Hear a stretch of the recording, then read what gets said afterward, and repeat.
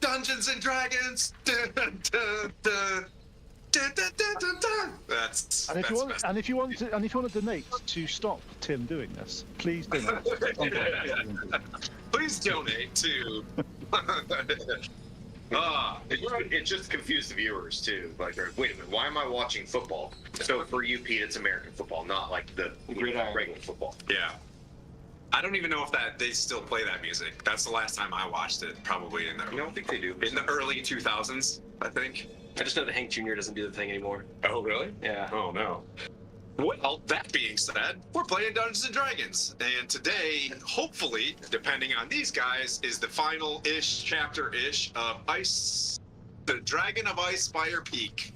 I don't have enough like silk foldy folds to put over all of this stuff. Just pretend like you're gonna get the drop on where this guy's at the top of the mountain here, like real soon in the session. So they're planning on heading up to Icespire Hold. Go ahead. What's up, Skylar? What's up? Hey, that's Peyton. That's Peyton Bailey. Bailey Peyton. Hi, buddy. Good to see you out there. Swing on by if you want some free Coors. So where were we at? Yeah, so I didn't have enough for the big reveal, and you guys would have saw it here as well. So I started posting some of the images of this dungeon. That being said, this is the chapter 1 into chapter 1/chapter 2 into Storm King's Thunder, which both Pete, DM, and I should both be entering chapter 2-ish the next few weeks. We'll see. He's a mean DM. He's really slow rolling us up north, but you guys are being well gifted. That being said, we got 2 things. Hebridean Tales, if you're out there, I did a quick post for them.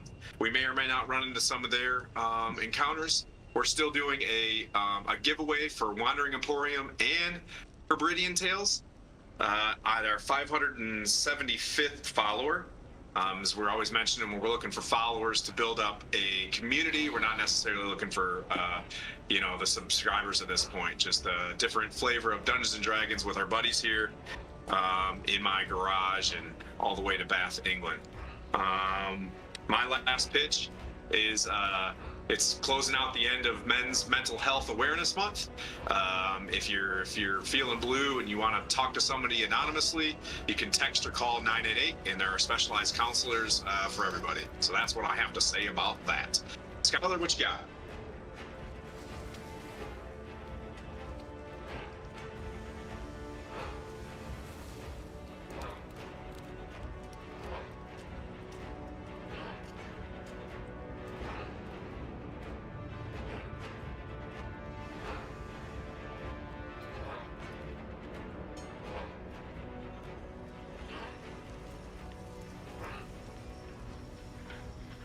Oh, yeah.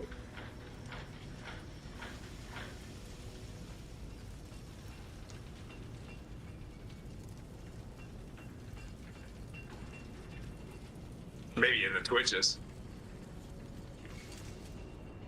Oh, have we all been muted? Or were we all muted? Me. It was a okay. update on OBS. There we go. So we're sitting at 557 followers. Yeah, it was just me. It screwed everything up. So 557. We're not that far up 575. So let's continue to build the community here. If you guys are going to be in GaryCon next year in March in Lake Geneva, Wisconsin, we will have a contingent there. Planning on doing a live session with some lucky members of the audience. You get to join this world and this campaign in some sort of way, and then we're going to have a meet and greet at a local establishment. We haven't figured out that location yet, but if you guys are going to be in Lake Geneva for GaryCon, we'd love to meet you. Heck yeah. Yep. Hopefully the session's open for tickets later this week. I've been arm wrestling the GaryCon staff for trying to edit my submission. Hopefully that gets through. It keeps popping up just like Tim hosting 5E, and they're like, dude, what is this? I'm like, I keep sending it to them. It's not updating, but we'll sort it out. That being said, you guys ready to go? All right. Where we left off last session. Let's do this. We got 4 folks here. Let's roll them d20s and see if we can get a recap. I'm gonna roll the magic flip die. Oh, nice. Ooh. Anybody want to do the flip die? These things are fun.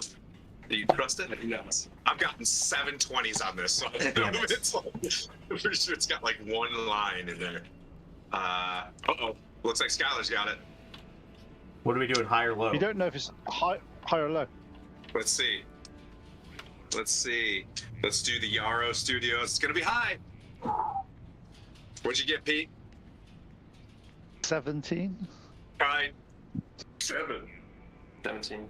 Oh, we gotta roll off. I had a one. I had a 1. Well, roll off. I got a 5. Uh-oh. Gotta get him on your system now. Go for it. Roll that beautiful bean footage, Peter. Okay. So, last time we were in Axelholm, and we got to play with some ghouls. They were really friendly, and they wanted to hug us lots.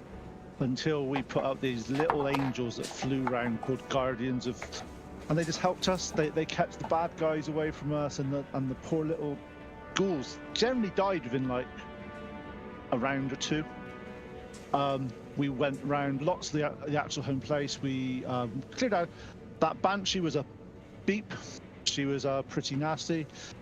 We managed, for whatever reason, none of us actually failed our fear checks for once. Normally, we run away like big girls' blouses, but this one, we actually stood firm and laughed in the face of the banshee, and we finally put her to rest. We then went round and we found a secret door. We found a few places. We found a chest was made of the same metal that we found as the handle I found earlier.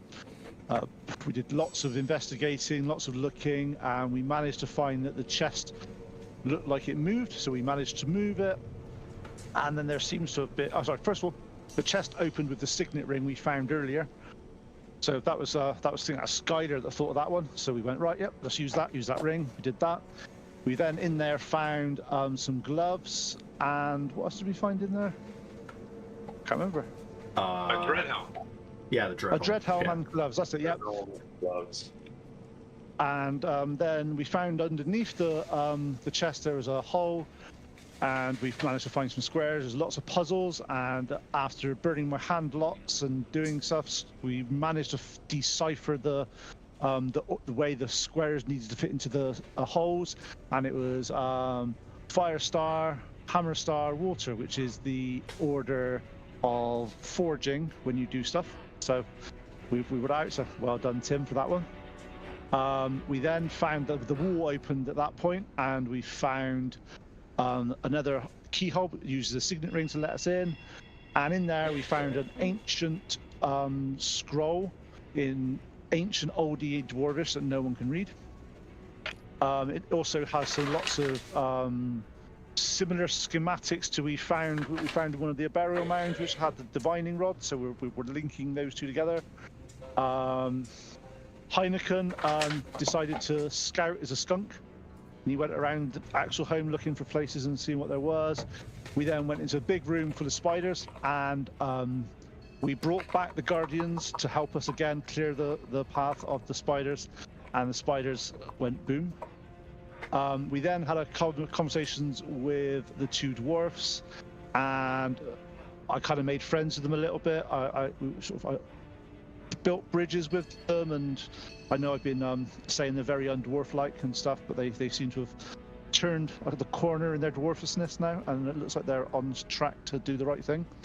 They're going to try to see if they can get the forges running again in Axelholm, and we need to talk and find Fohammer in Tribor. He used to be the Royal Armourer from Felbar, and his first name is Galram because he doesn't use his family name, but hopefully he could help us decipher a load of things.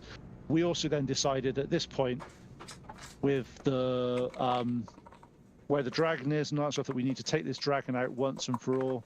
Now that our refugees from Flandolin are actually in Axelholm nice and safe, we can now act and take away the dragon.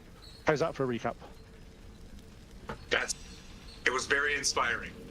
So I got a 1 session inspiration. I think you nailed everything on that one. There was a lot going on in that session. Had to pack a lot into old Axelholm. So what I'll say is, I'll leave you guys right where you left off. The refugees came in. You did some questions and answers. You guys kind of walked outside. I'll say everybody completed basically their tasks.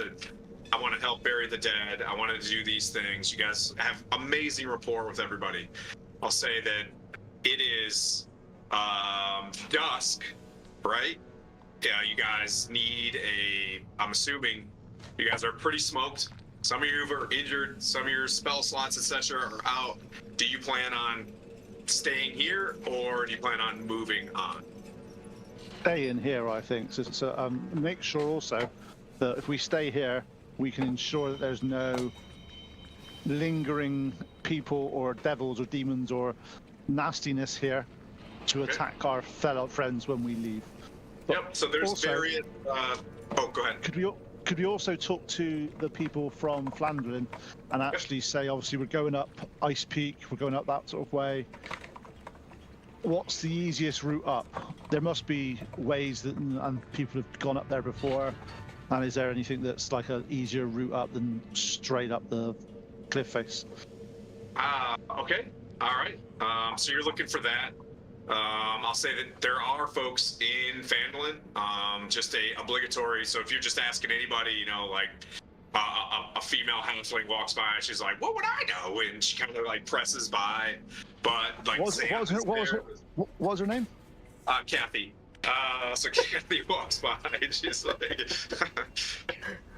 "Went down to bring me a lot of NPC books." Kathy's and Dave's today, but yep, Catherine of Littlefinger just walks by,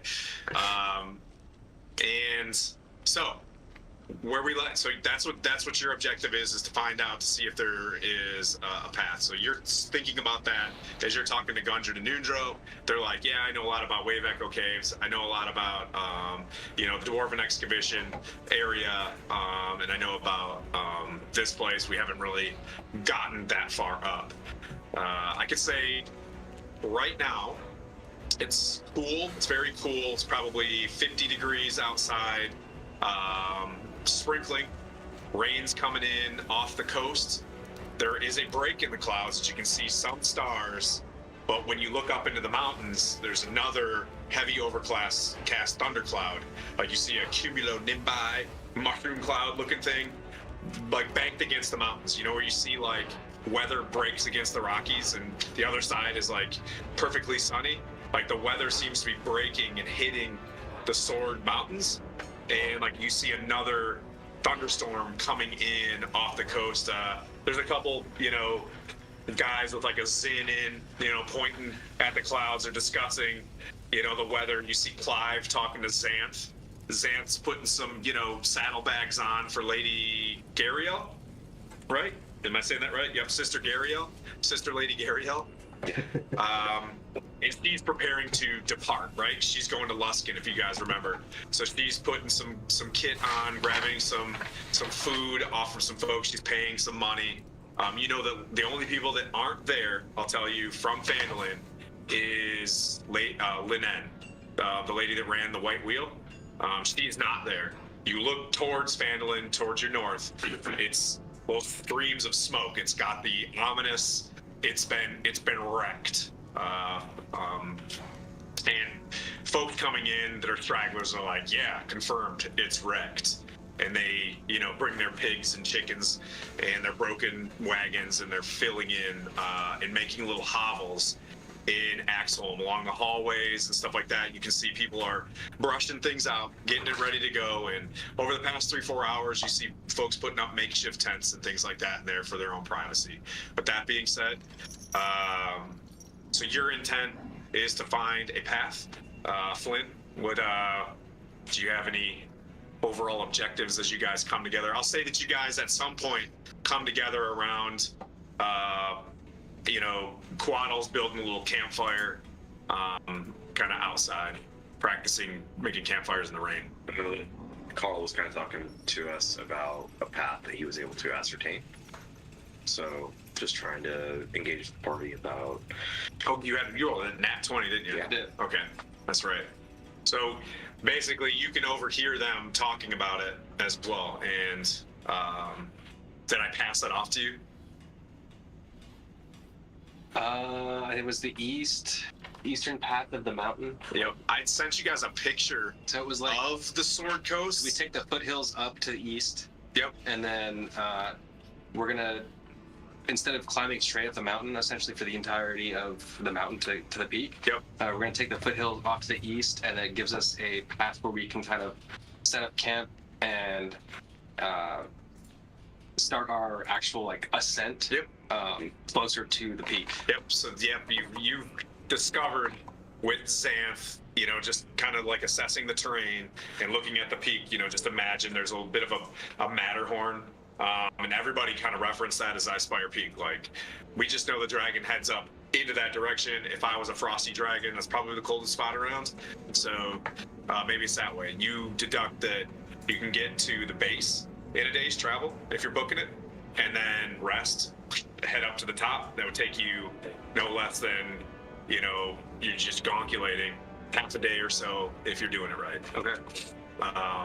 You guys were able to get amongst everybody in the town, or from the villagers, mountaineering gear for everybody. So amongst Gundred and Nudro's picks and stuff like that, everybody can put in your little inventory mountaineering kit. Okay.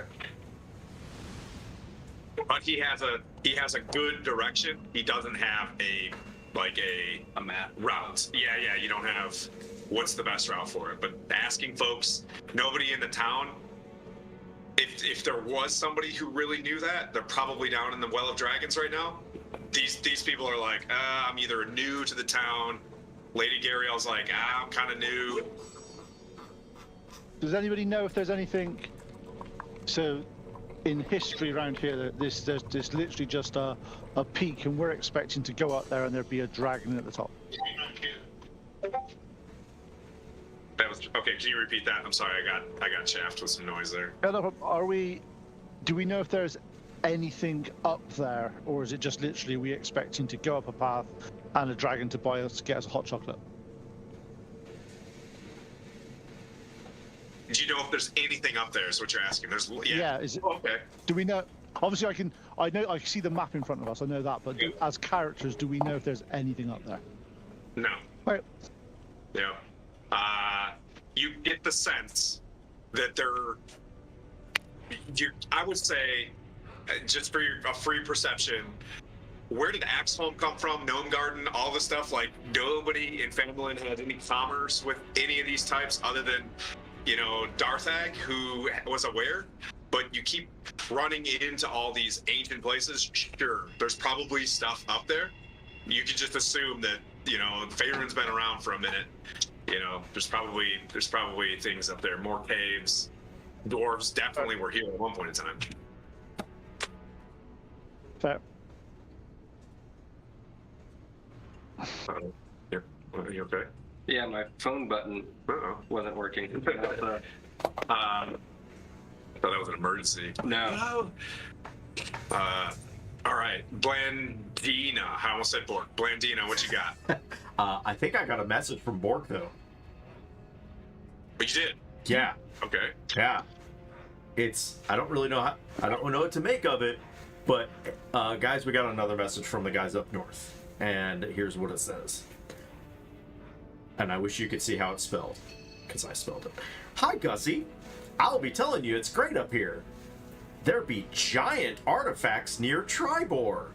See X's on the map, that's all. So how are you doing? Love you. Okay, bye. What map? What map? I don't know. That's what the message says. That's point. But God, that little. Why is he? It's a stone ascending. It's not like a email. whatever they are. It's not. It's not. Doesn't send pictures. It's like SMS. It's electrified mail. It's a new type of thing. Yeah, it's text only. It's no pictures yet. They haven't upgraded the towers. I've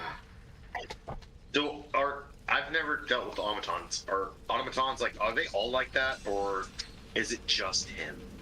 He's the only one I've seen. To be honest, He's the only one I've seen. I don't know if you guys worked with him. I've never seen one before. Only a map left to explore. Puts another robot in. I guess I am like robotist. You know what I mean? I don't have like a village full of robots around. Maybe I need to do that. Sorry, robots. there's not that many of them in Forgotten Realms anyway. So No. Outside of that, is there anything in? Is there anything in the obelisk? Should we respond back? Oh yeah, I mean should we send a message back and go? Just go map ? And leave it and see if they can work it out. Sure, I can do that. Map ? ? 25 characters.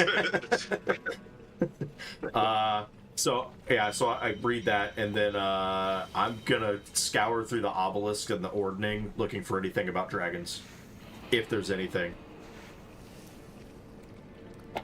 I don't have any. I don't have any other books that I have taken. Yeah, it's not like Baldur's Gate where like there's just a billion books laying around. Yeah. I'm like skip. I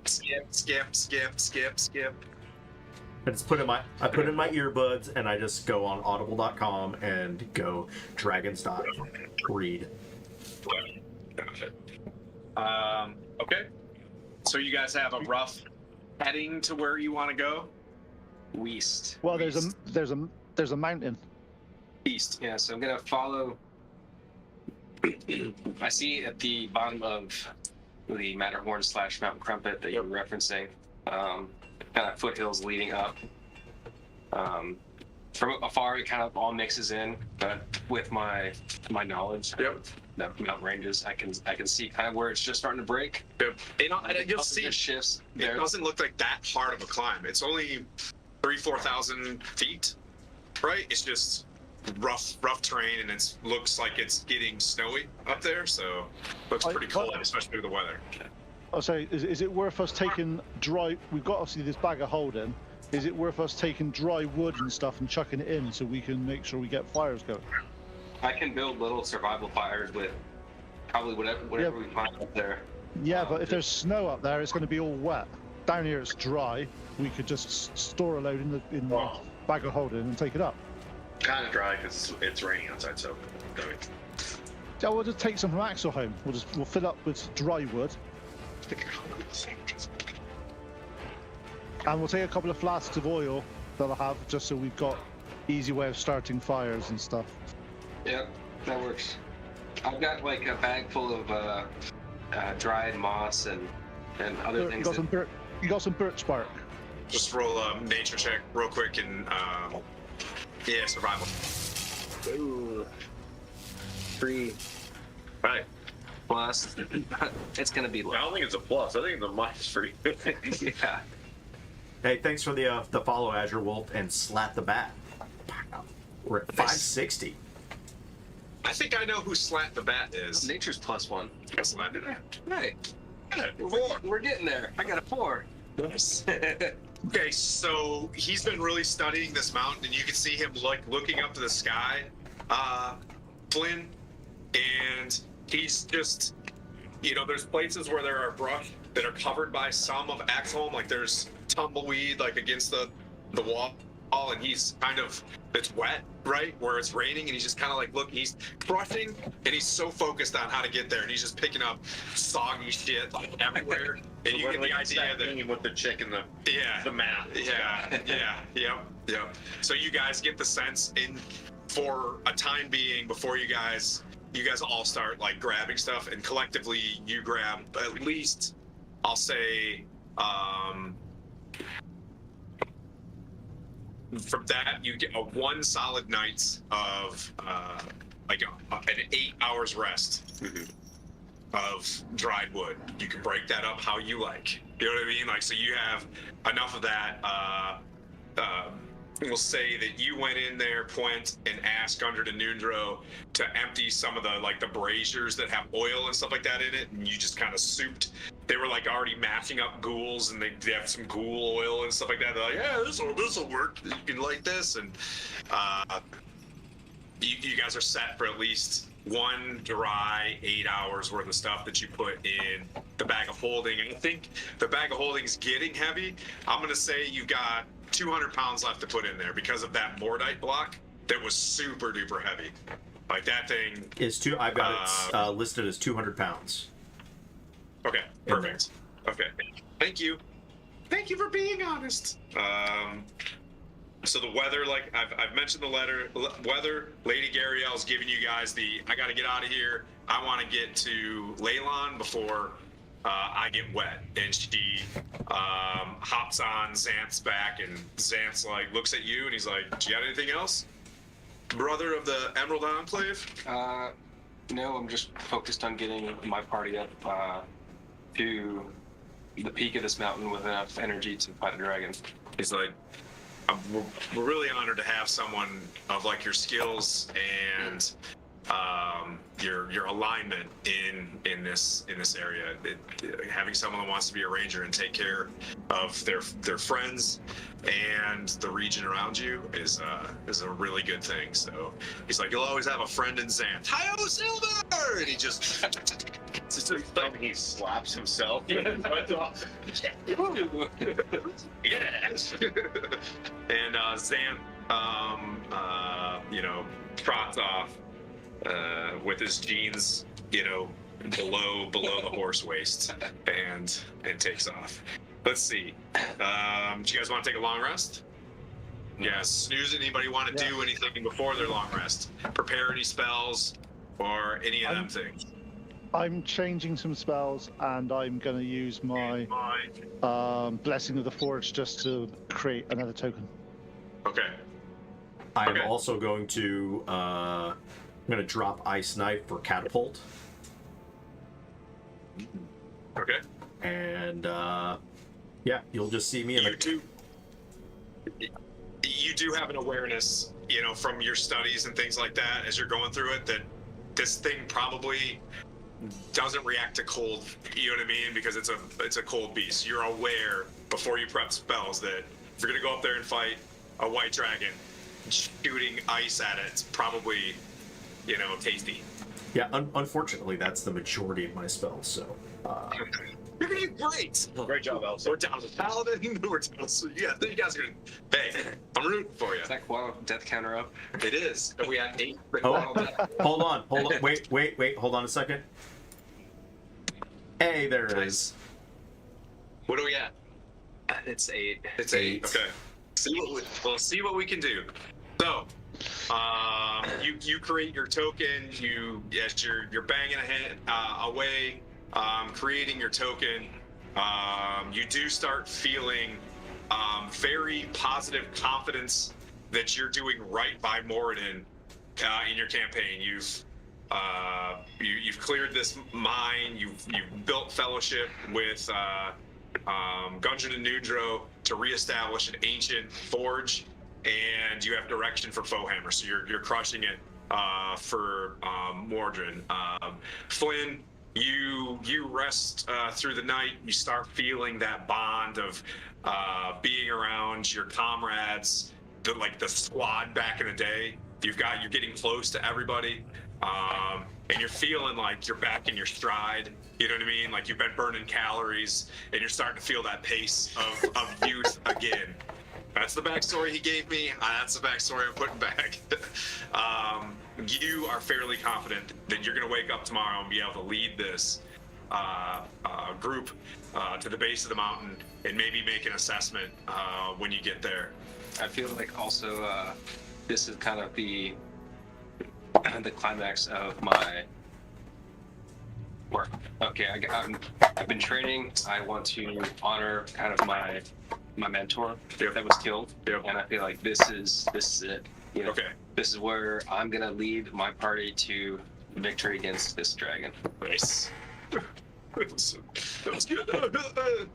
he says that like weirdly into the fire, and Blandina, you kind of just like look over. I'm just kidding. Blandina, you're studying, you're looking up the obelisks. You know, you're trying to figure out where giants kind of stand in this. You keep gleaning the fact that the ordning is important, and if the ordning's broke, that like chaos will run rampant in this region. As there's a lot of like, you know, that there are frost giants to the north. You get the sense that there's these like, not like necessarily kingdoms, but there are like a central leader of each of the tribes or the types of giants. Like there'll probably be an overall leader of the cloud giants, an overall leader of, you know, fire and ice and things like that. So you do get the sense as you're reading this, is there is a center of gravity for all of them. There is a way to influence them. And as you're reading, it's like all political structure things. You're reading that fire giants are very martial. They're very militaristic. They band into very warring tribes. Frost giants, they're very warring, but they kind of act nomadic and like barbarians. You read that the cloud giants are very aloof, and they don't really interact with anybody. They think that they're better and bourgeois. Think of like the Bourbons back in the Louis XIV kind of days. Like they're very aloof to the rest of them. The storm giants rule with massive power, and if the ordning was broken, there's probably something terribly wrong there. You know that the stone giants and the hill giants are kind of the lesser giants, and they're a little bit more chaotic and broken up. Keeping their tribes together would be akin to lesser barbaric tribes or like orcs or things like that. That's what you're gleaming tonight as you pass chapter 1, the politics of the politics of giants. the ordning. Nice. Yeah, right. Yeah. And then you guys wake up, powered up after a long rest. Doo-doo-doo-doo, still level 5. Yeah, just kind of shake it out, look for another spell slot, and you're like, no. And we have a friendship of level 20. Did you have? Yeah. And that will get you through it. And with our powers combined, we can summon Captain Planet. But we only have 4 of us. We need 5. You don't need heart. That's a joke. Touche. There's a voice actor out there somewhere that's like, all the way. Imagine if he was actually watching this stream. You just broke his heart. Yeah, odds are he's not.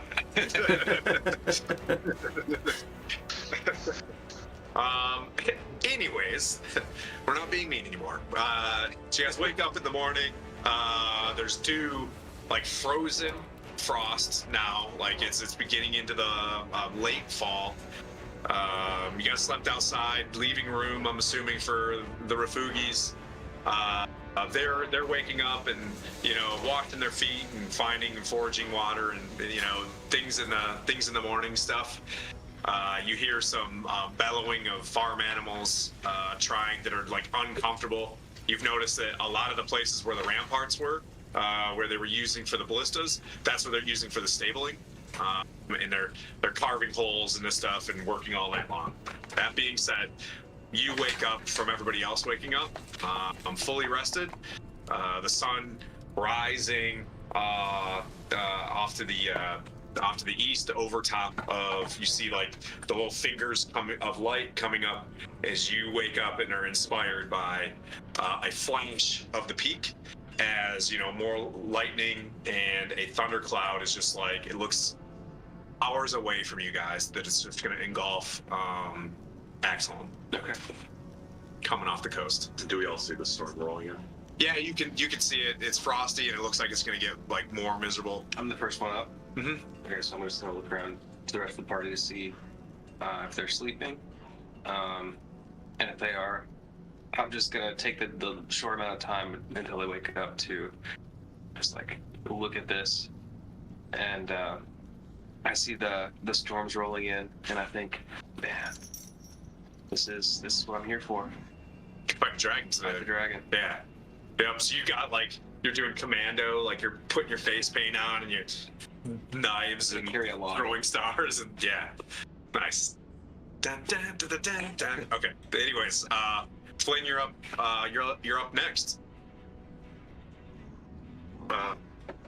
So I rousing myself up from what I was hoping I did dream, but I don't remember any of it. I see Waddle like looking off in the distance. I'm like, what do your orc guys see? Well, the sun's starting to come up, so be no issue. But Yeah, no shit. Okay. What else? Why don't we sleep out here? This hurts.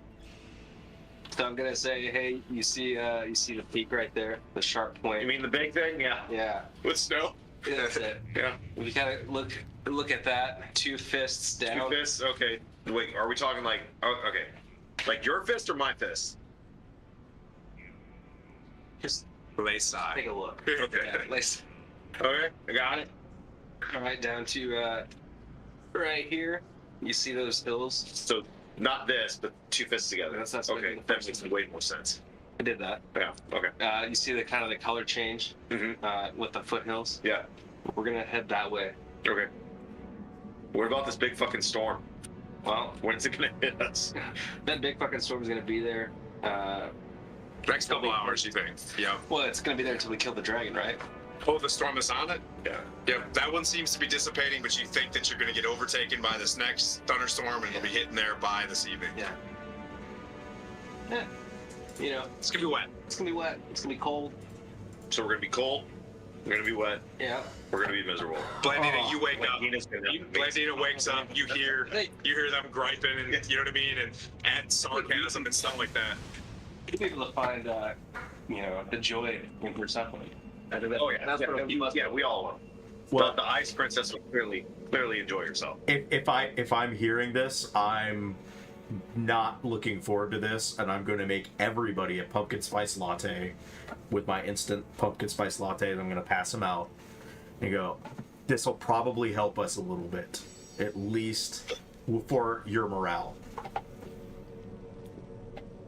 Temporary hit points. This is like a really weird version of Heroes Feast, because that'd be awesome. I wish I it were. wish. I'm not that good yet. We could DM's out of here. We can literally say yes, let's do this, and then give us the +5 and just say this is what happened. You wouldn't know. It's okay. Moradin's actually blessed the whole party. We've got 20 levels of friendship, which is 20 hit points each. Yes. Oh yes. That means with our powers combined, we can cast 1 level 9 spell. I wish the dragon was dead. There we go. We're done. Right. I'm gonna take a sip of this. Sounds good. And as I kind of get the flavor, something I've never tasted before, I just spit it all out. You guys find some tobacco out in the... No, it's a Thanks, pumpkin Tim. spice latte. Blandina used her what she knew about pumpkin spice lattes and decided. Got it. He poured it out in a boot. Yeah. And Clint, you're up, you're hearing all of this. And I turn to them and go, is it worth going out there today? Well, Look at it. And I point to Flint like this.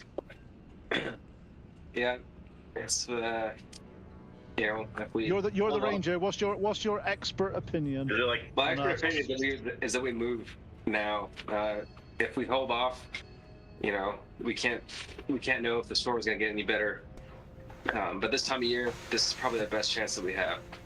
So are all 5 and 6 of us ready to go up this hill? I think there's only 4 that look ready. Yeah, it looks like Marin and Heineken are still kind of sleeping. Oh, look at that. What's up? Heineken and Marin are cuddling. Yeah, they're gonna stay back. Clive comes up and he's like, hey, you said you're gonna help me. You guys are gonna help me in here, and he gives you this little like white can. I put He's like, my finger to his mouth like, shh, sleeping. oh, hey, I was gonna bring you guys some coffee. Okay. She gave us some. Yeah. He's like, what do you think about this weather? there's a lighthouse off the coast. People have been giving these stories about like crazy weather coming off it, but What's with the random exposition, Clive? I don't know. I wonder if you guys are getting out of here. If you guys are heading up the mountain, you best get What moving. does this lighthouse have to do with this right You now? don't get wet. It Is was there- the last expedition of he's like, it's the only thing you guys haven't touched, and just wanted to give you the chance. Job board. No, don't worry about that. But there is a lighthouse, he does say. All that being said. Yeah. Okay. Right, so we should go to the lighthouse first. Yeah, to the lighthouse. Once again, Yeah. It's on the other side of the mountain. It seems like you should be going east, but you're really going west. does anybody hear a train? Yeah. Yeah, but the best thing about the lighthouse is the dragon won't be there, and then the dragon can be there when Mirren's here. No matter what, the lighthouse will be on the top of a tall, icy island. Encapsulated by snow and trees. So weird. All right. So I've got my Clearly got your bearings, which is like what, 2 fists? 2 fists. Okay, 2 fists. Yeah, I keep forgetting. Oh, you use the old two-fist technique. I do. I got you.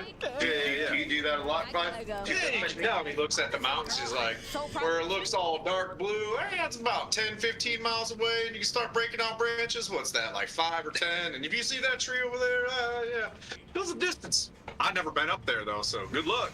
That's Icespire Peak. Thanks for this in, buddy. Yeah, no problem. Wow. Well, we're all up. We're all awake. Those two are cuddling. Yeah. They'll catch up. So cute. Hope you guys found Zimbabwe up there. Deal. I'm gonna go and kick him awake and tell him to hurry up and get air. Come on. Who's that? Mirren. Mirren is Mirren. so asleep right now. All I imagine is just Mirren, arm over Heineken, and leg just like being the ever protector that he is. Just cuddling. Yes. Glory. And he's sleeping. Yeah, quick a Glory. little bit. Right, who wants a dragon slaying sword? Flynn, can you use a longsword? And I Mirren stands up with literally point to the one the that's on my backpacks head. and they disappear. I point to the one that's yes. Stop with this. Stop looting your friends. Oddly, Like if we leave him a no, I'm proficient with the leave him a note. longsword. if we leave him, Done. well, I mean, let's be honest. Plandana, are you really proficient with the longsword, or do you say you're proficient with the longsword? I mean, my character sheet says I'm proficient with the longsword. I'm an elf, you numbnuts. Yeah. She had some noble training. Yeah, so more finesse and balance, not more I elvish. suppose. I didn't say I I can suppose hold. people I get didn't say going I now. can hold the sword, but I'm proficient with it. I'll start sort of slugging. I hate getting wet and windy and cold. That's why we live underground. You stay away from these things. This is Yeah, why I you live in a under castle. cold, wet, and yeah, No same- snow. There's no snow. but it's still cold and damp. Just like Clive's like, I mean, up there is. Good luck. And he kind of waves, and I'll send Mirren up to you. In about however long it takes. It is now day 22 of your journey. Bye.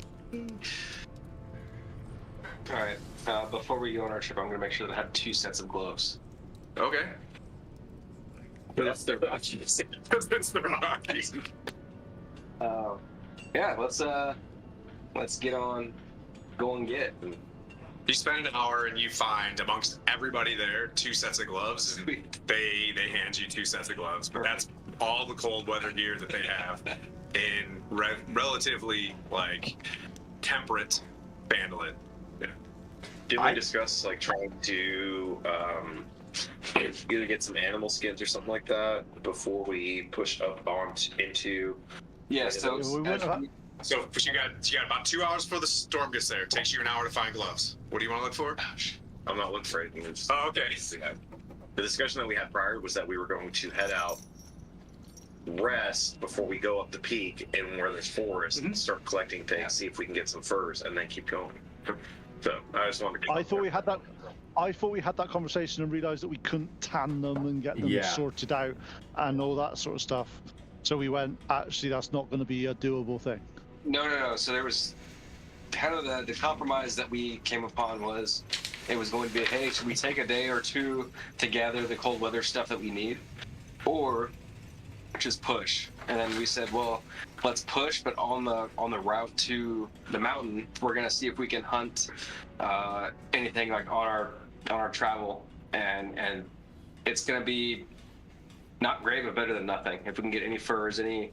So if you take a full day, it's 15 miles there. If you take a full day of hunting and taking your time getting there, you know, moving kind of at a gradual pace, if you're out front, you know, and you're pointing and, you know, using whatever ranger you want, and we'll go through that with your survival checks and whatnot, and you guys assisting him. So he'll get a survival check, and you guys will be able to roll this. And if you do things, you know, if you're good about how you want to do it, you'll roll advantage and things like that. So if you have a good plan of how you're going to hunt on the way there, we'll see how the dice roll. If you guys just rolling nat 20s the whole way up there, then it's fine. So the first half of the day, are you guys moving out? Yep. So the first half of the day, you follow the back of the foothills. It's very easy to see the rolling back of the foothills where they're grassy and tall grass, and where it's rocky off to your right. And you just, it seems like a really good path up to where you think the base of this very clear mountain is. It seems pretty obvious. So you're gonna move out that way for your first, you know, before you take a rest. How do you plan on leading the hunt?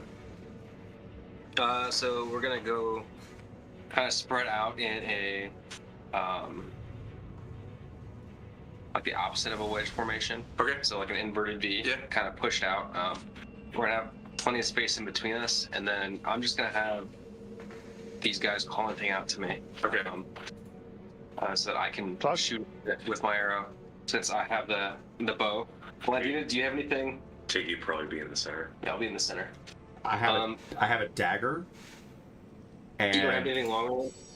I have some cantrips. Okay. I guess I am the only one with long range weaponry. No, I have a crossbow. Okay. And I also have really loud armor. Oh, sick. All right, I'm gonna put you way off to the left. Okay, just making sure. That's fine. I'll go over here. Right, fine. That's fine. Clunk. I can create diversions if you need me to using my minor illusion. Can you cast prestidigitation for sound blocking? I can do either one, so I can use minor illusion in a specific spot, like a loud noise that would drive them in a specific direction if we need to. Well, I just need him to be quiet with his armor. Oh yeah. Can I do that? I don't think I can do How that. about you flush whatever I think there's a flush things towards you. Okay, yeah. So now, because like I kind of rattle my chainmail and like, and I point, like we're loud. Yeah. I'm like Fox on. Got all the okay. All right. So we can walk this way, I'll or be- walk over here, Walk this. apart from you, Yeah. within distance. So like you can still line of sight with us, and we'll walk, and we'll do our business, and Blandina can do her noise. Okay, So so we flush things towards you, and you just I'll ranger out ahead, Okay. and then find a spot that has a big clearing. Yep. From there, I'm gonna wait for these guys to. I'll Okay. be able to hear them, and then see if they flush anything out. That sounds. Can you give us trail indications on the trail that you want us to take? Just like, Yes. As long as you talk about these things, yeah, we won't. Yep. So, you guys plan this hunt out. Okay. So what I'll do is roll a stealth check to get to your site. Yeah, that's okay. You'll get your 8. Okay.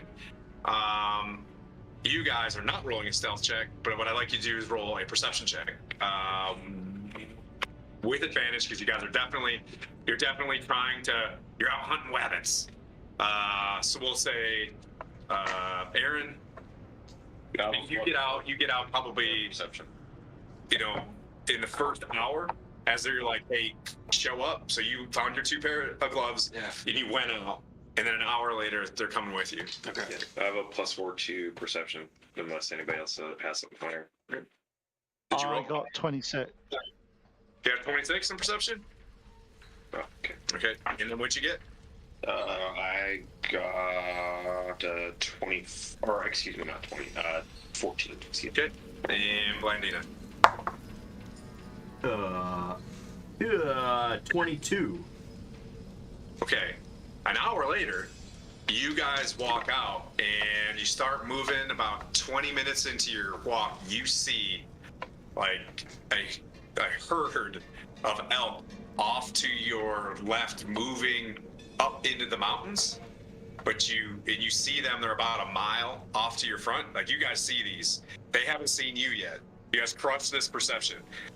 Regardless of walking around in plate, they're not hearing you, you know what I mean, with the distant rain and stuff. Although, that being said, you're ahead of them, so roll a perception check.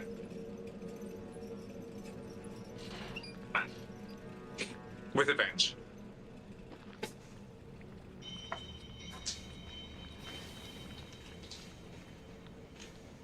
It is a 20. Okay. Two. Yeah, you had me at 20 something.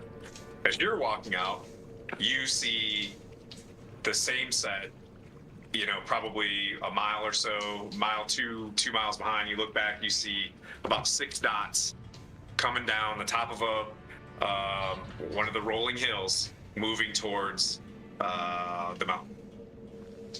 Sweet. So I know that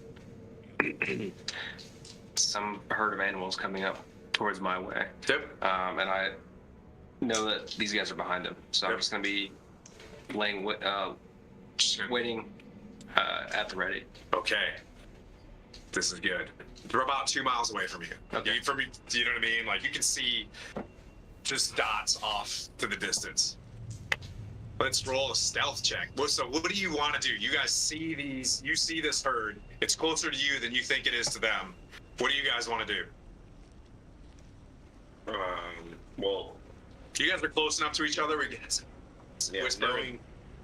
knowing that we're supposed to flush them towards Coddle, I would try to, because we're loud, cause those animals to flush towards him. Okay. Do I have anything shot? I want to see if I can use a blade or something shiny to kind of just signal mirror them. Okay. In the So rain? sun's behind. As you come up over the mountains. Yeah. Yeah. And there's thunderstorm. Probably not a good idea, but you can always try. Yeah. What do you want to do? I'm just gonna make noise. In fact, I'm not just gonna walk because that's loud enough. Well, I would say this. The scenario is you guys are moving. These things are off to your left, right? Heading towards Fandolin and the Neverwinter Woods, right? To your right is the mountains. Okay. To your front is Quad. Does that make sense? Okay. In that case, then I got a crossbow.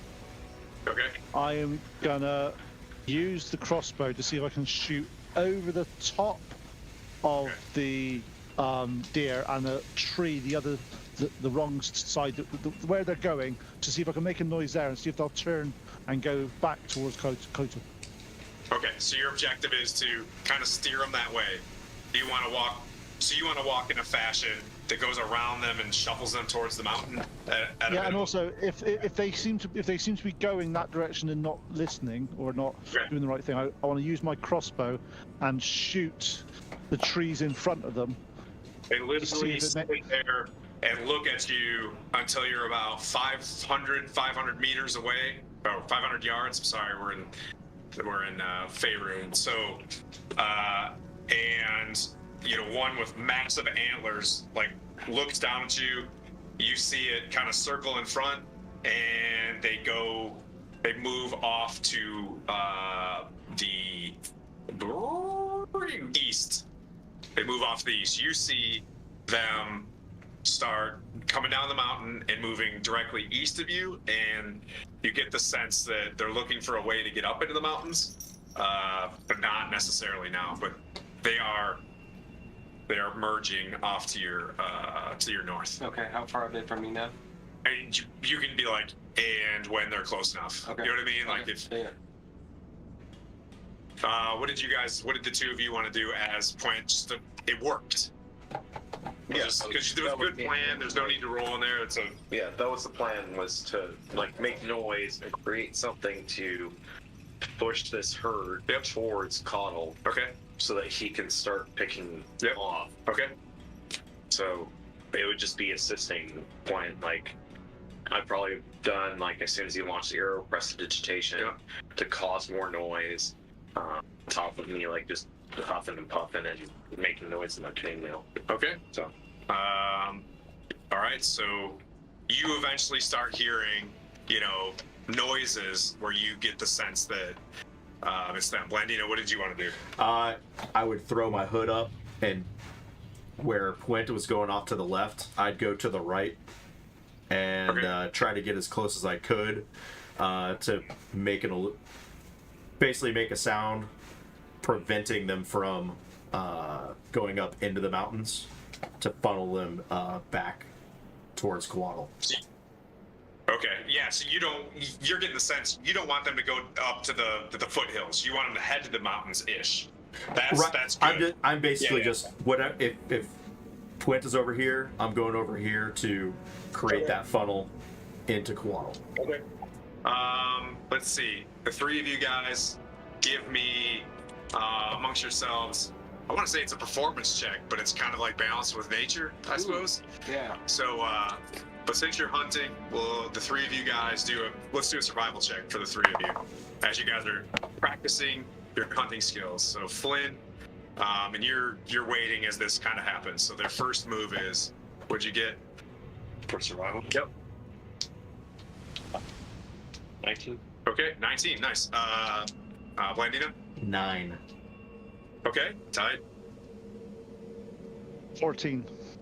Ooh, all right. So you see them, they're moving to your north, and boom, they start like riding to you. This massive elk just starts like trucking as you can see them like kind of bounding over the high grass, and then boom, 300, within disadvantage of shooting. Or do you want to wait? I'm gonna wait. Okay. All right. So you got a clean shot on, it looks like, 2 males and 4 females. Okay. 4 cows and like 2 fawns Okay. as well. So there's 8 total. Okay. So I'm gonna go for one of the bulls first. Okay. There's definitely a big one and like a smaller one. Okay. I'll go for the bigger one. Okay. Once it comes with. Yeah, piece of cake. There it is. You've been hunting before. 18 to hit. Okay. Roll your damage.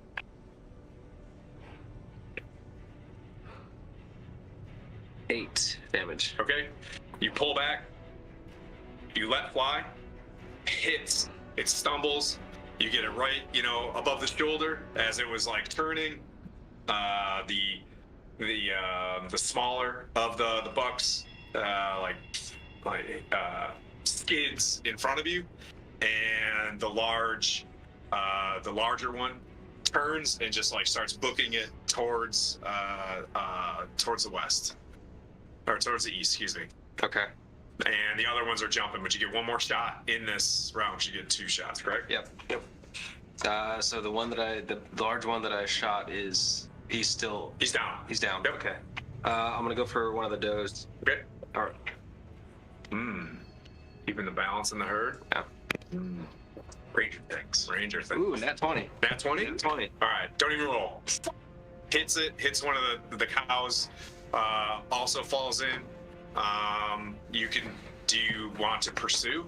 They're starting to move. I think because we don't have time to. It's gonna be hard enough for us to get these 2 cleaned up and ready for us to make any kind of collider out of. So I think 2 for us 4 is gonna be good enough. Okay.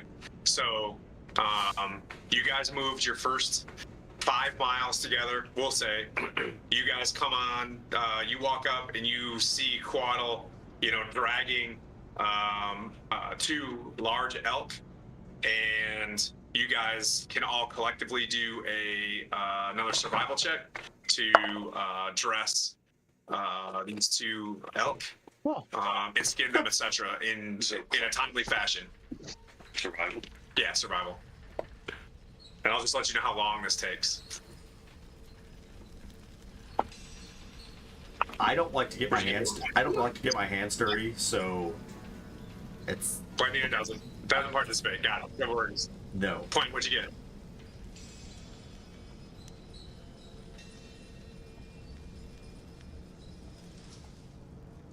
What'd you get, Point? 19. Oh, okay. 5? What'd you get? 12. 12? Okay. Between the 2 of you, 3 of you, as you're, I'm just like, spreading and, I'm strong armed and everything. Like, and they're like, "No." I'm like, okay. but you guys look together and you find a tree, you tie it up, and you get them. It takes you, we'll say, a better part of 3 to 4 hours, where you get to the point where you're able to cut things out to get like at least 2 layers of clothes. So 2 from that part, you got like two people can have something to help you with the cold weather. Okay. And you have venison as well if you guys want to keep it. Yeah, we'll keep some of that. We also have a fuck ton of salt. Fuck ton of salt and spices. Yeah. Nice. Bag of holding. Getting close. I think we'll have the fillets for Yep. tea, Yep. back straps. Yeah. Blandine is able to, help prestidigitation, clean them up and things like that. But you guys have roughly at least like 2 kind of ugly looking vests, that like drape far. It looks kind of just, like a hole here, and then you're able to kind of stitch it around your waist and things like that. But it should keep you warm, and you can stuff some of the fur in your clothes as well. But it'll help you a little bit more, but not as good as like actual refined, cold weather gear. Yeah. You said that the bull had really big antlers. Mhm. We could take. Well, this is the smaller one, but yeah. Did you go for the big one or the the big small one. Oh yeah, yep, big I think, ass is that elk good? Did I antlers. get the bigger one? Yeah, sure. Yeah, That's what you want. you did the big one. Yeah, so I'm gonna take that. Dough. Okay, the antlers, and then I'm gonna take this with me. Work out technically. So if we need to use them to help build a shelter, if we're in a place where there's no Yeah, nice. sticks or anything like Okay. that, we can drape the hides over. They can fit in the bag of holding as well. Welcome, The bag Raiders. holding's- Thanks, off-duty Hey, honor. thanks. What? Oh, cool. Thanks, buddy. Yeah, that can fit in there. So you have 2 antlers. We'll say add another 10 pounds to the bag.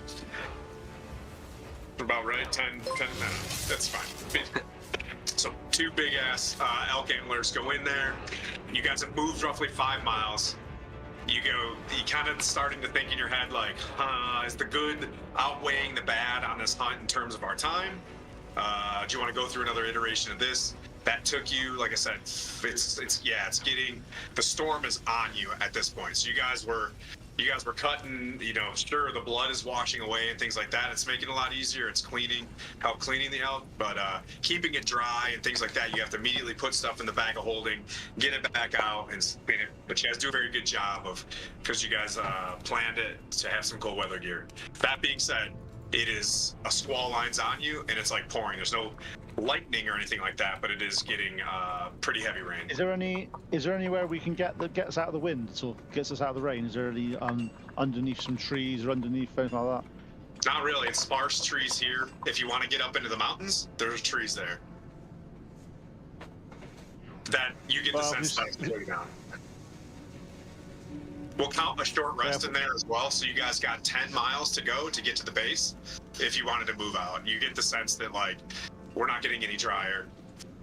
You guys are not suffering from the effects of cold yet. You're also, big, strong level 5 characters, where it's like you can kind of suck it up. I think we should press. Yeah. We had, we can at worst right now between the four of us run shifts on these hides? The 5 hours are done. You guys have cleaned them up and cut No, I'm them. talking about run shifts on who's gonna wear them. Oh, okay. Okay. Oh, I got you. Okay. So, you guys continue to move on? All right. Yep. See. Which one? You hit the base of the hill. You're tired. You've got the two. You've got the venison. You've got the two roughly elk cloaks. We'll kind of call it like a vest cloak thing. And you guys have skinned them out. However you decided to do it. However it looks, it's up to you guys.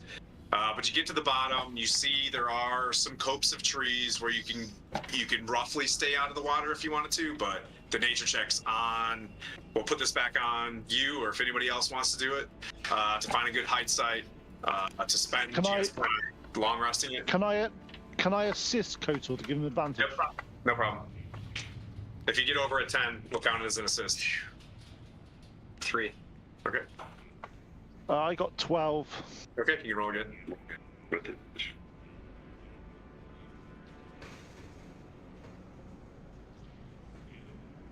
I'm sorry, I made it dark in here so it looks bluer. It's 7. Well, I could turn my screen.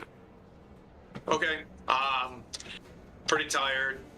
Yeah, you kind of think like maybe we'll just kind of rest underneath the trees.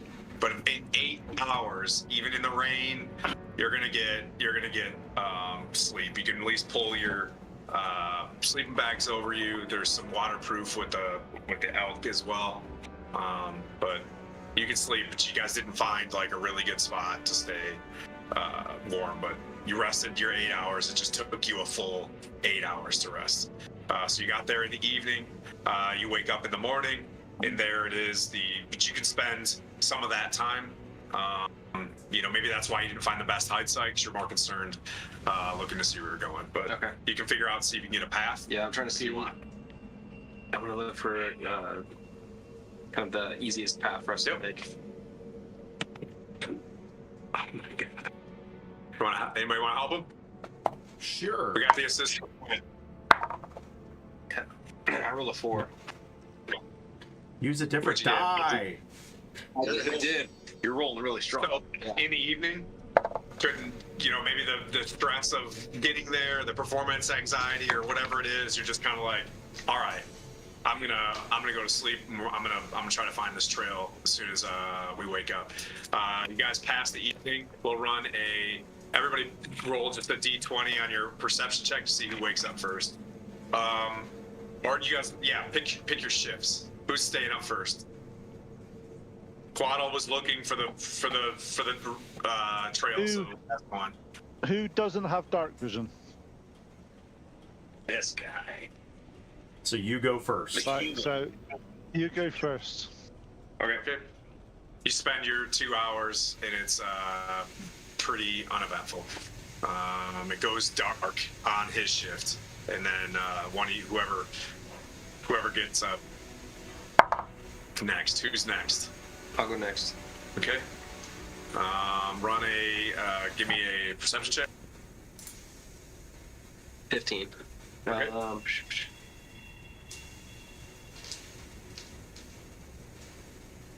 18. 18? Yeah. All right.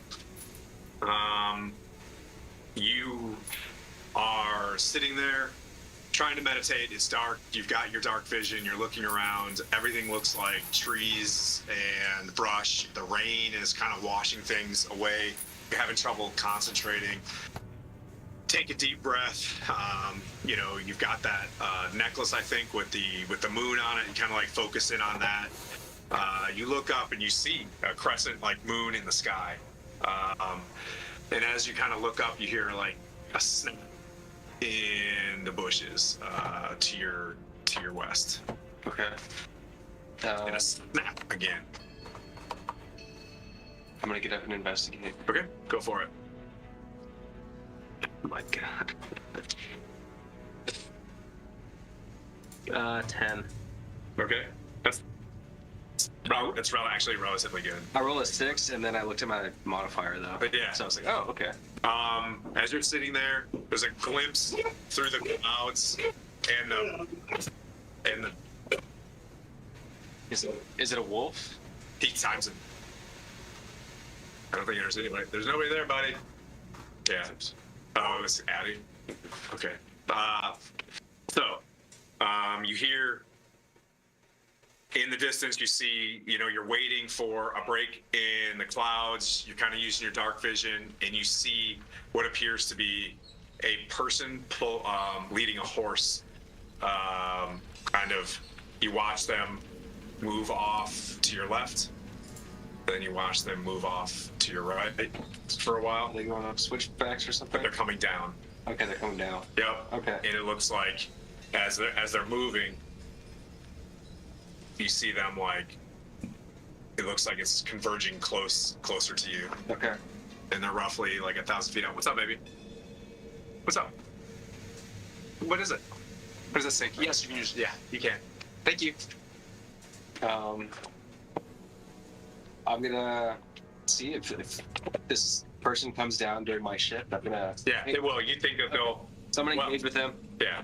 I'm gonna engage with them. Okay. I'm not gonna wake anybody else up yet, but I'm gonna have my weapons at the ready. Okay. Not look threatening, but.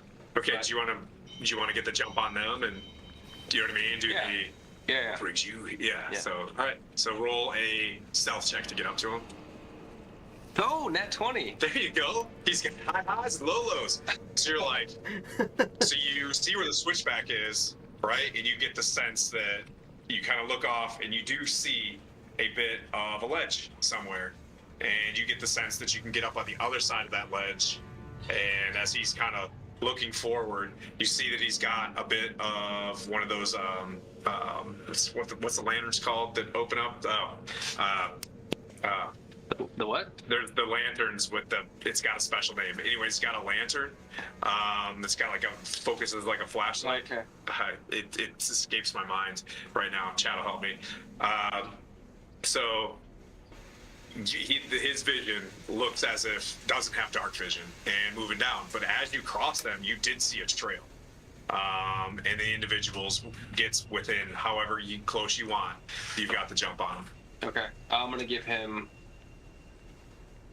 probably 10 yards. Okay. And then I'm gonna just make myself known to him. Okay. I'm trying not to startle him as much as possible. And I'm just gonna ask him, hey, what brings you down the mountain? Okay, just out of nowhere, you just hear him just like, son of a Landers, you know what I mean? And you see him like scrambling and unsheathing a longsword. He's like, 4-leaf clover, hold still. And the horse is like, and you will, not nay. And he looks up and he's just like, where are you? Show yourself. I'm not here. But it's a cowboy all of a sudden. I have a different voice, but we're going cowboy. Cool. Yeah, I mean no harm. I'm traveling with a very large party. They're all around right now, but I want to know what you're doing coming down the mountain. I was just doing some foraging myself. Everybody was gone, and I figured I was gonna see if I could enlist in the Well of Dragons. Maybe there's still time left. So where are you coming from? Well, I've just been following along the side of the mountain to stay away from orcs. Oh.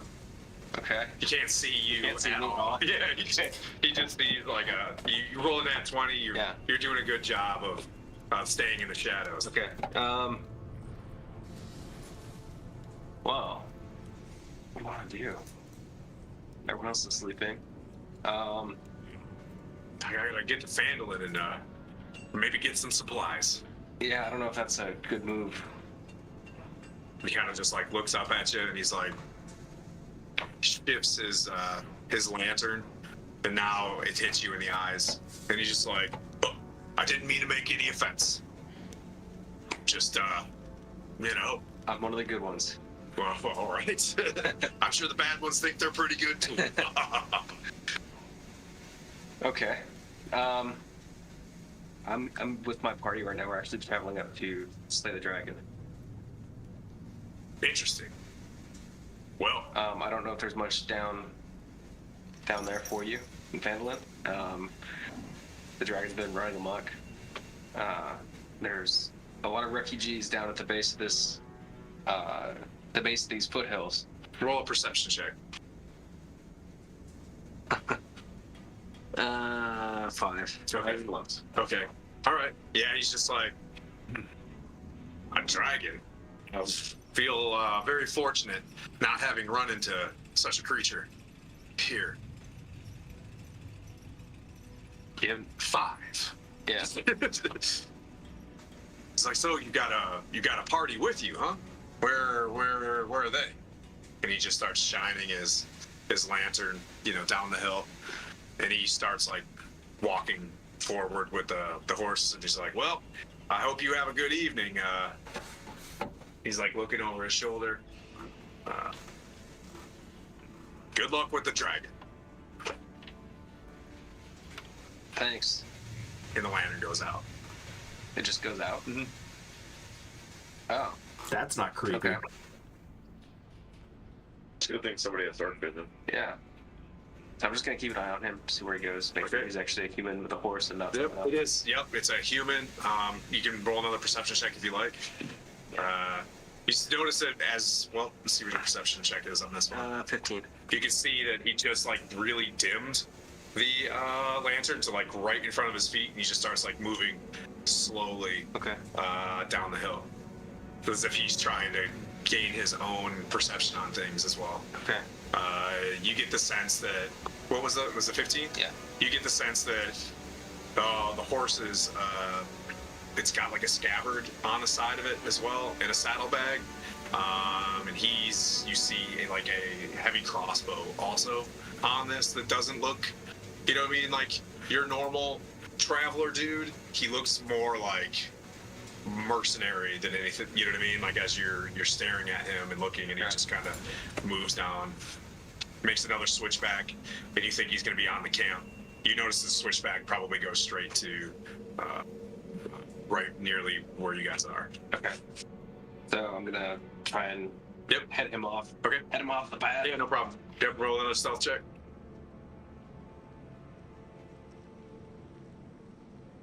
11. Okay. Yeah, you make it.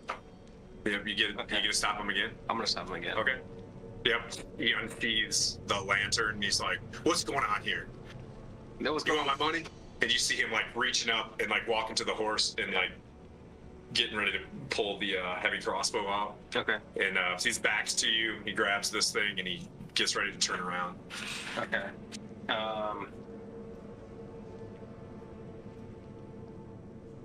I'm just gonna tell him, hey, you have stumbled upon my party's campsite. I do not want to harm you, but I'm very capable. As you can tell, I'm an orc. I know what you feel about orcs. But maybe you have something that you can gain from us, and maybe we have something we can gain from you. So, real quick, because I don't actually sleep, I just meditate for 4 hours, semi-consciously. You want Would this potentially break me out of my trance? roll a perception check? Perception 19. You do hear mumbling voices up there, and he looks at you and he's just like, "There's nothing I don't think that you guys can give me. I just need to get myself to Phandalin."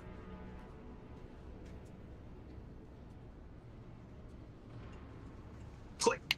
How You know what I mean? Yeah. It's- how far away are they from me? 100 feet. Oh, okay, so I wouldn't. Close enough where you can, you know what I mean? Like, close enough where you can hear him talking, and you hear like that statement.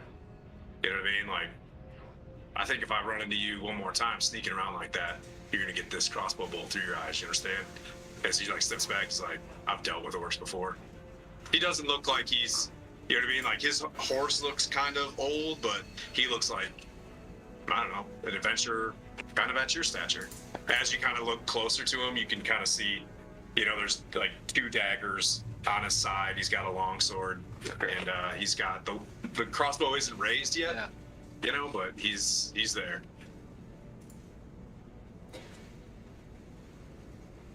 Landina, what do you want to do? If I hear that, I'm gonna try to stealth up behind him Okay. to get within 5 feet of him. Yep. And Try to stealth.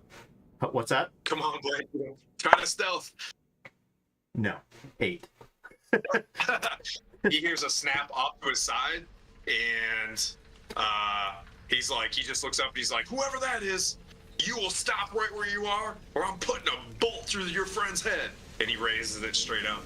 I'll cast minor illusion off to the east, Okay. it's making it sound like howling wolves. Okay. Hey, well, let's see if he's he got me. He looks off, and he seems nonplussed about more threat. You know what I mean? Like, this looks pretty keen. How close could I get to him? With an 8, you're within 30 feet before he caught you. Gotcha.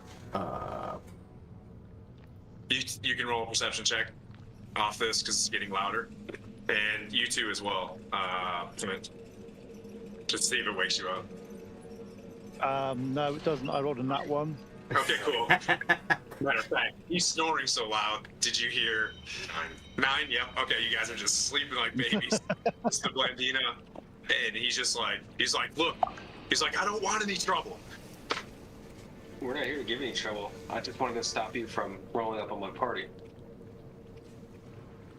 And I don't know why you'd be coming down the mountain and you haven't seen or heard of a dragon. It's just odd to me. You don't know there's a dragon. You're a traveler. By the looks of it, you don't know there's a dragon that makes this mountain home. He kind of like looks off to the side and he hears the wolves and he puts his crossbow down. He's like, you can see him kind of shaking, you know, in anger, and he's like, that dragon belongs to the Stone Cold Reavers. We were there first. Stone Cold Reavers? That sounds like a 1950s gang. He kind of like looks off to the right and he's like, I don't know what that is. Blame the authors of this book. They keep saying Austin 316. It's a weird thing. But that's what you get. How do you want to reply? I've never heard of your band before. I don't know what that means. He's like, well, what's your band? I'm not gonna The half-orcs and the wolves? The half-orcs and the wolves? He's like, look. He's like, you got nothing but trouble going up that mountain. He's like, my party's up there already. And I'll tell you what. If they see you coming up there wanting to loot that dragon, you're going to have a bad day. Why did you leave your party? We gotta go get supplies. It's like, but you got me. And that's fine. What do you think, Blandina? He's getting on his horse. He puts his crossbow in and he climbs up on the horse. I'll try to persuade, just using persuasion to get as close as I can to him, and like in a non, like, look, listen, I'm not a threat to you. I'm not a threat to you. Somebody else might be. And if I can get within 5 feet of him, I'll just cast Hypnotic Gaze on him. Okay. All right. Let's see what happens. He needs to make a Wisdom saving throw, 15. Okay.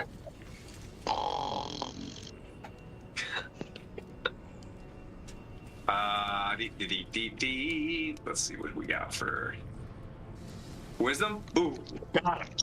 All right. All right. What do you want to do with hypnotic gaze? Yeah. So I walk up to him and go, "You're not going anywhere," and his speed drops to 0, and he's incapacitated and visibly dazed. Okay. What do you guys want to do with him? And I look over at Koala. I go, "What do you want to do with him?" Well, I mean, I didn't want to. I just want to know if he was telling the truth. I want to get more information from him. I didn't want to rob him or take anything from him. Well, we can do whatever we need to with him right now and wake his ass up. And he's not going anywhere until I decide to drop this. He's like, All right, let's unarm him. Yeah. We'll put his weapons in a pile. force, like, you know what I mean? Like, as you guys kind of Just move up to him, the horse kind of smack the horse's ass, and as No, we I don't wanna do that. pull him off, we're pulling him off the horse first, Okay. And you're smacking the horse's ass? and to get it to run off. No. I don't want to. I feel like that's not the right thing to do to this guy. I just Why not? want him to be unarmed. We just want to find out. Well, this is good Dungeons and Dragons. We just Go, go, go. we just want to find out more information about who his party is, why they're up there, why he actually left the party. Because he first told us that he didn't know about a dragon at all. He says he's going back to Fenland. But I don't want to strand him out here on the mountain with this weather. I just want him to be unarmed. I just want him to be unarmed while we can ask him questions and kind of have the upper hand on, hey man, we got the weapons, you have nothing. Tell us what's really going on here. Should we tie him up to the tree Yeah, let's or do to that. a tree? To a tree. Peace gang. Yeah. Done. You're getting a little tired, but done. Blandine, it would have been your shift, and you ways and you cast the spell, so we'll have to work on that one. Is that a cantrip? It's a special ability, but it's a 4-hour trance counts as a long rest for me. Okay. All right. Perfect. Okay. So he's tied up. You want to drop it? Yeah, I'll drop it. He's tied up to, you know what I mean, like a spruce tree, or not spruce tree, like a poplar or something. Kind of looks up to you and he's like, "Oh, okie dokie. Oh, I'm a good orc. Oh, where's my horse?" Your horse is over here with all your weapons and supplies. We're not here to take anything from you. I just want honesty, transparency. You told us you didn't know anything about dragons, and then when I snuck up on you again, Well, I'm a businessman. My what's your business is looting that dragon business is looting the dragon. and killing it, hopefully. We'll see. There's a lot up there So why the deception? because I don't want you to have what's up there. But looks like we're in business now. Looks like it. So what's up there? Well, we found it. If you make yourself to the peak, and you look off to the west, or to the east, I always get some ghosts jacked up. If you look off to the east, from the peak, there is a hold up there, and it's making its lair there.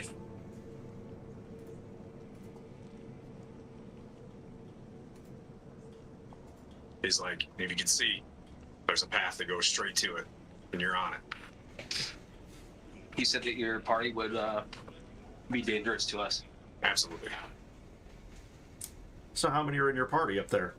I almost shot you guys, and it was 2-on-1. Almost had you if this cheating witch didn't put a spell on me. I slap him. You'll shut your mouth. Ooh. With what strength? Like, Hold on. Let me see if it hits. Let me see if it hits. Okay. Yeah. Meanwhile, you guys are. Oh, no, thinking it. Does a 13 hit? Yeah, she smacks him. That's fine. 0. Yeah. 0 damage. Yeah. Well, you guys would be fit for the Stone Cold Reavers. I don't even know what to say to that.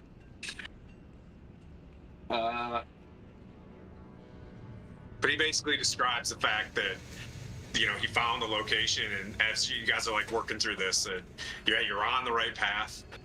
You can make it up there. This path will lead you to the peak, but from there you can see that there's another trail. Okay. You know, obviously he was just walking a horse through there. Yeah. You could probably Are there any- find your way. Are there any pro words or signals that we can give to the Stone Cold Reavers that will? You say Stone Cold. He's like, nope. Yeah. He's like, no, No. we just know each other. All right. Well, is there anything else that you can think of, Blandina, besides robbing him? No, I'm not gonna Like a rob. horse. I don't listen. I don't need to rob him, but I'm gonna look. I'm gonna look him over really, really well. Just Okay. I'm listening to his voice and looking at him very, very well, and I'll whisper to Coatl, like, I can disguise myself as him if we run into these guys. Sweet. Okay. Most excellent. Most excellent. Okay. He's like, I'm stoked. Are you guys done? Can I go about my way? Never see you guys again? You won't see me. Just let me out of here. Just stay away from Phandalin. Okay. Will do.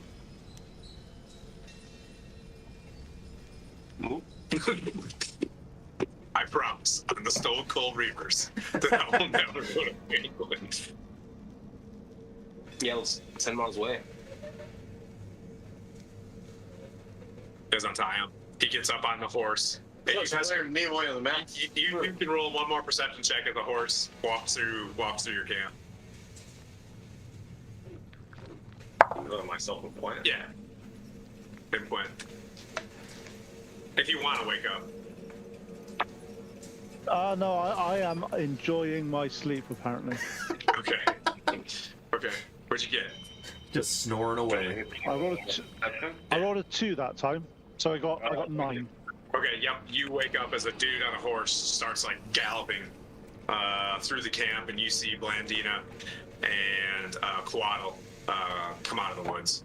You are on a path, and you guys are a little bit wiser on what's in front of you. Okay.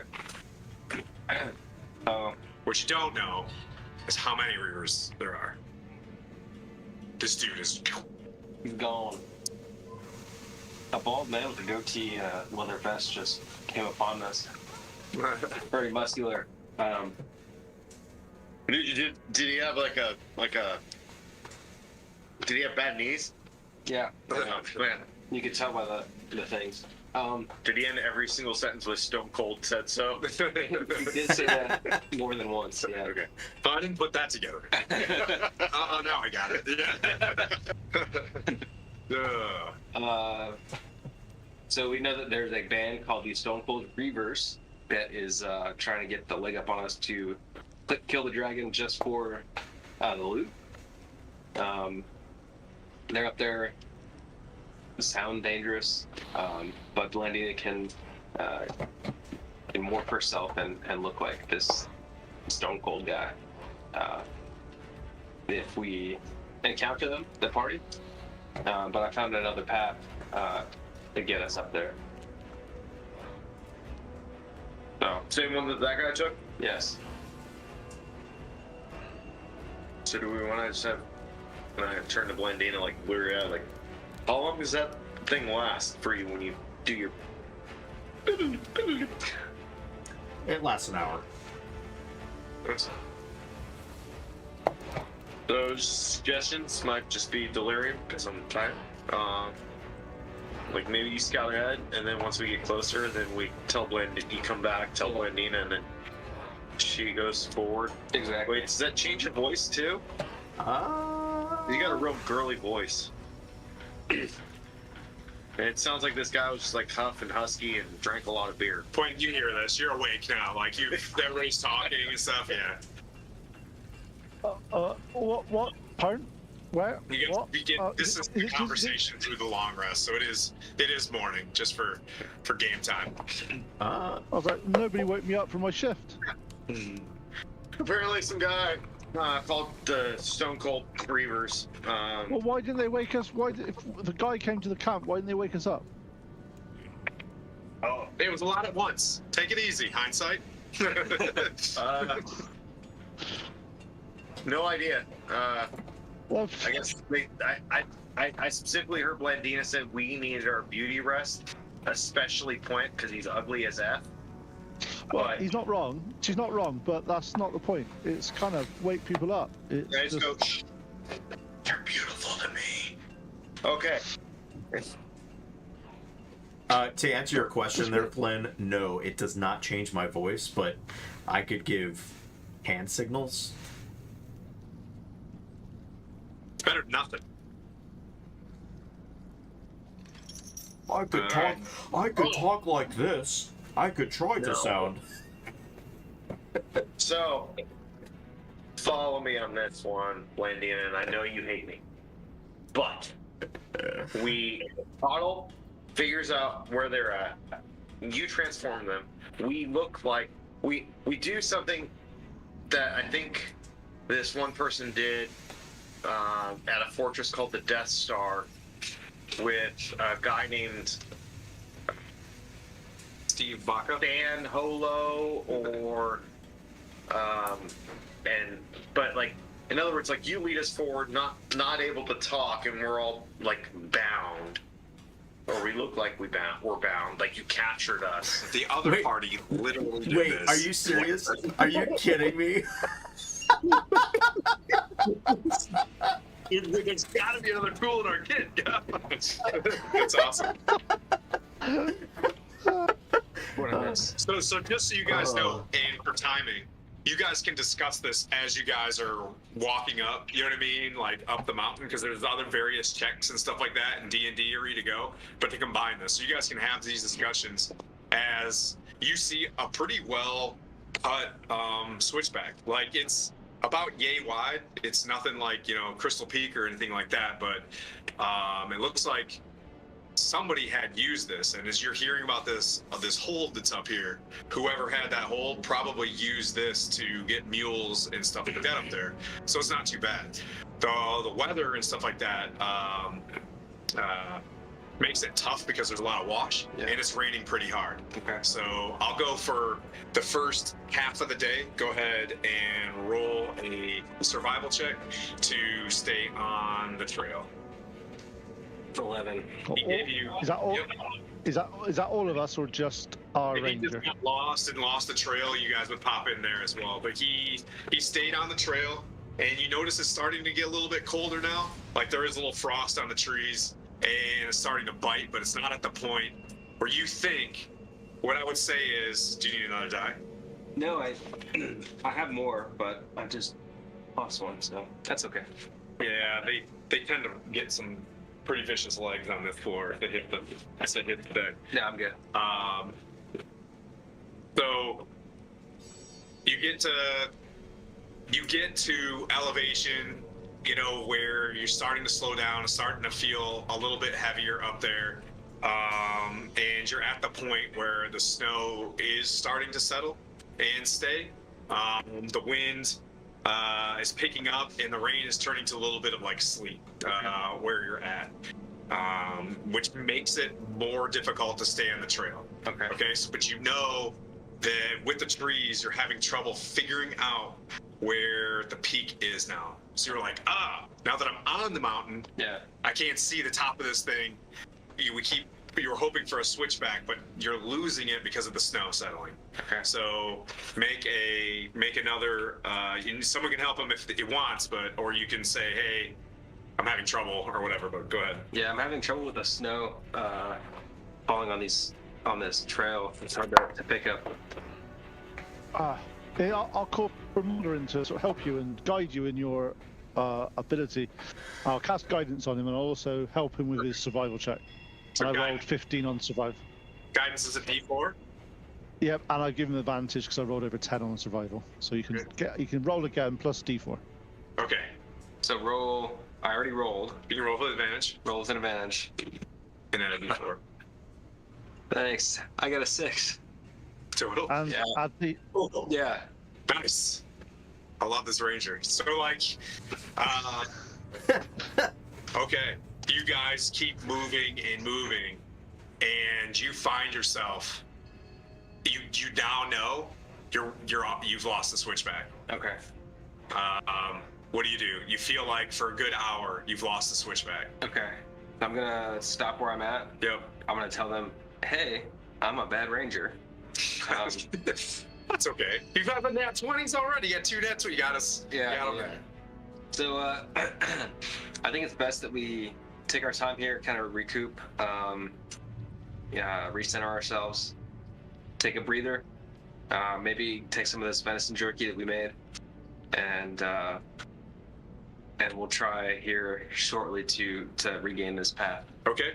You take a short rest. It's getting a little bit colder, but you know you haven't gained any more elevation. That's what got you. Okay. You started like moving, and you kind of went down the hill a little bit looking for it. Roll another. How long does guidance last? I'll cast it on again. It's, Okay. I can keep casting it. Okay. Is that a cantrip? Yep. All right. So it's advantage. D4. Sorry, I didn't mean to say I love this ranger. That sounded demeaning to your poor PC. 19. There you go. Hey.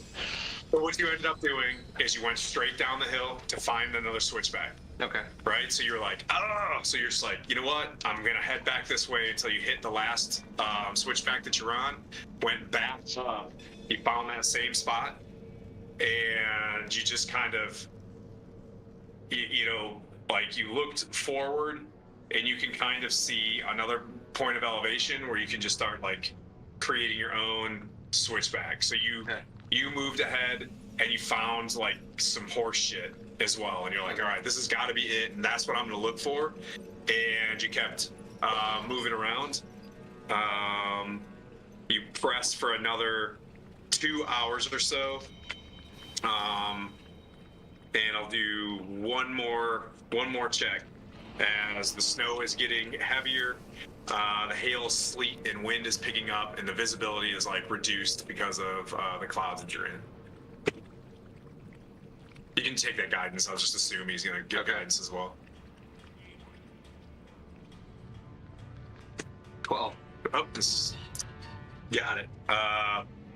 So you keep moving. The trees start falling off, and then you can just climbing up is the best way, as you kind of lost the switchback to make it easy. Yeah. So with a 12 and not the DC, you can go like, screw it. If I'm lost, that's the peak. And he said if I could make it to the peak, I'm good to go. So you guys move straight up, and need everybody to make a Constitution check. Everybody? Yep. Check or save? Save. Thank you. As it's getting pretty cold. Who are the folks that are wearing the cold weather gear? Clearly not me. I'm not wearing it. I probably me. Nina? Okay. I mean, I have some blendies wearing it, and all right. Do you want to? Only the bard. The bard needs to wear it. He'll be better off on the bard. All right. Would you get? Add. You can add +1 to your say. Okay. What'd you get? You are. I add +1. Yeah. So you're cold, and if you don't stop soon, you're gonna suffer like 1 level of exhaustion. You need a rest as you get to the top of the peak. What'd you get, Blandina? 19. If there's a 19. +1 to that. Yeah. Point. 16. 10. Okay, yep, and you're suffering from it as well. So you're getting up there. You've been working this whole time, getting the party up there, and you find yourself like it now is starting to hit you, where you're gonna need to find a way to get warm fast. To the DM. Yeah. For prestidigitation, I can chill, warm, or flavor up to 1 cubic foot of non-living material for 1 hour. Okay. So technically, my chainmail is non-living material, so I can technically warm up my chainmail if I feel cold. So you're starting to feel this, and you want to touch your chainmail? Yeah, just prestidigitation every single time I start feeling like I'm Okay. like dipping below. Like, Yep, no problem. You're starting to feel the onset of it, but I'm cold. you're cold. Yeah, you got to stop. Yeah. I could, but- I could do the same thing to him. I could, if he's feeling warm or cold, I could do the same exact thing. All right, that's a cantrip for you guys too. Yeah, correct? it's just a cantrip. Okay. Well, boom, you start warming him up, and we'll say if you warmed up something on the inside of your vest, like that warms you I'm up. wearing that mystery. As you start warming this up, and you're doing this, you guys take like you were thinking about taking a rest, but you guys decided you're going to use prestidigitation. You're like, oh yeah, this can warm us up. A little bit of so you see that you're at the point, that the rocky point of the peak. Okay. You are warming this, and as you start smelling something as you're warming up, and you look down, and there's just like a frozen leg next to you, like a large leg about this big. Flame. Donner party of one. Yeah. Who's Donner? It was a fair joke, but like, has anybody died recently? Or think of Coddle? Quaddle hasn't died in a while. Yeah. Has anybody got a spare leg? Yeah, does anybody need a spare leg? Because I think I have one. You look over and you see like almost like a giant-sized, desiccated kind of leg. Okay. That's coming out of this thing. Humanoid. Definitely not dwarfs. Definitely not elf. You can see that it's packed into the snow. Like you could brush it off or whatever.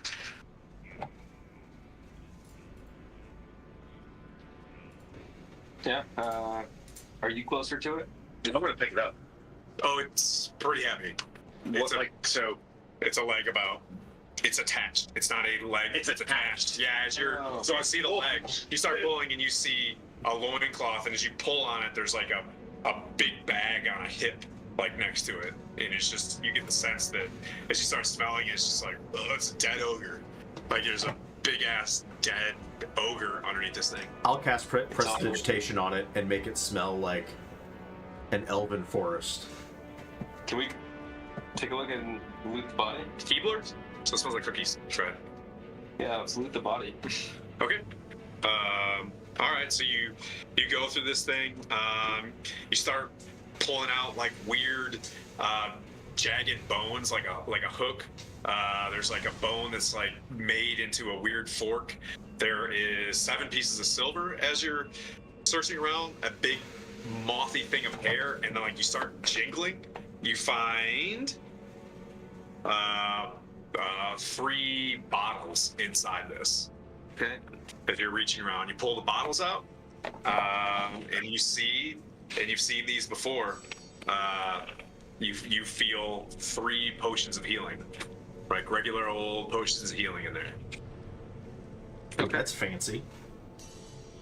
As he does that, I basically will find the stuff and I'll just say sort of right to Modrin just to make sure this creature's at rest. So obviously it's died, so it just needs to. And we put the bones back that we found, just so he might be an ogre. He might have been having a bad day. He could have had kids and everything. As you mention this and you try to do proper rites, Mordrin, finds favor as you do this, and as you look on the horizon off to your east, clouds partly obscure a stone fortress situated atop an icy spur of a jagged snow-covered mountain that you recognize as off to the side is Icespire Peak. A landmark so enormous as to be visible from Phandalin on a clear day, the mountain dwarfs this fortress, which consists of 2 separate structures joined together by a stone bridge. A narrow, winding path corkscrews up the mountainside to the smaller of the 2 structures and appears to be the only safe way to reach it by land. It's an unwelcome path, but not as unwelcome as the cold howling wind that buffets you. That way then, guys. I think we're here. Unless you have another alternate way, Kotal. No, I think that's it. But You find your die? no, no. I mean, I've got a whole bag of them, but Okay. Real quick before we go in any closer, who wants this superior healing potion? I'll probably need it. I would assume. Well, how many healing potions do we have?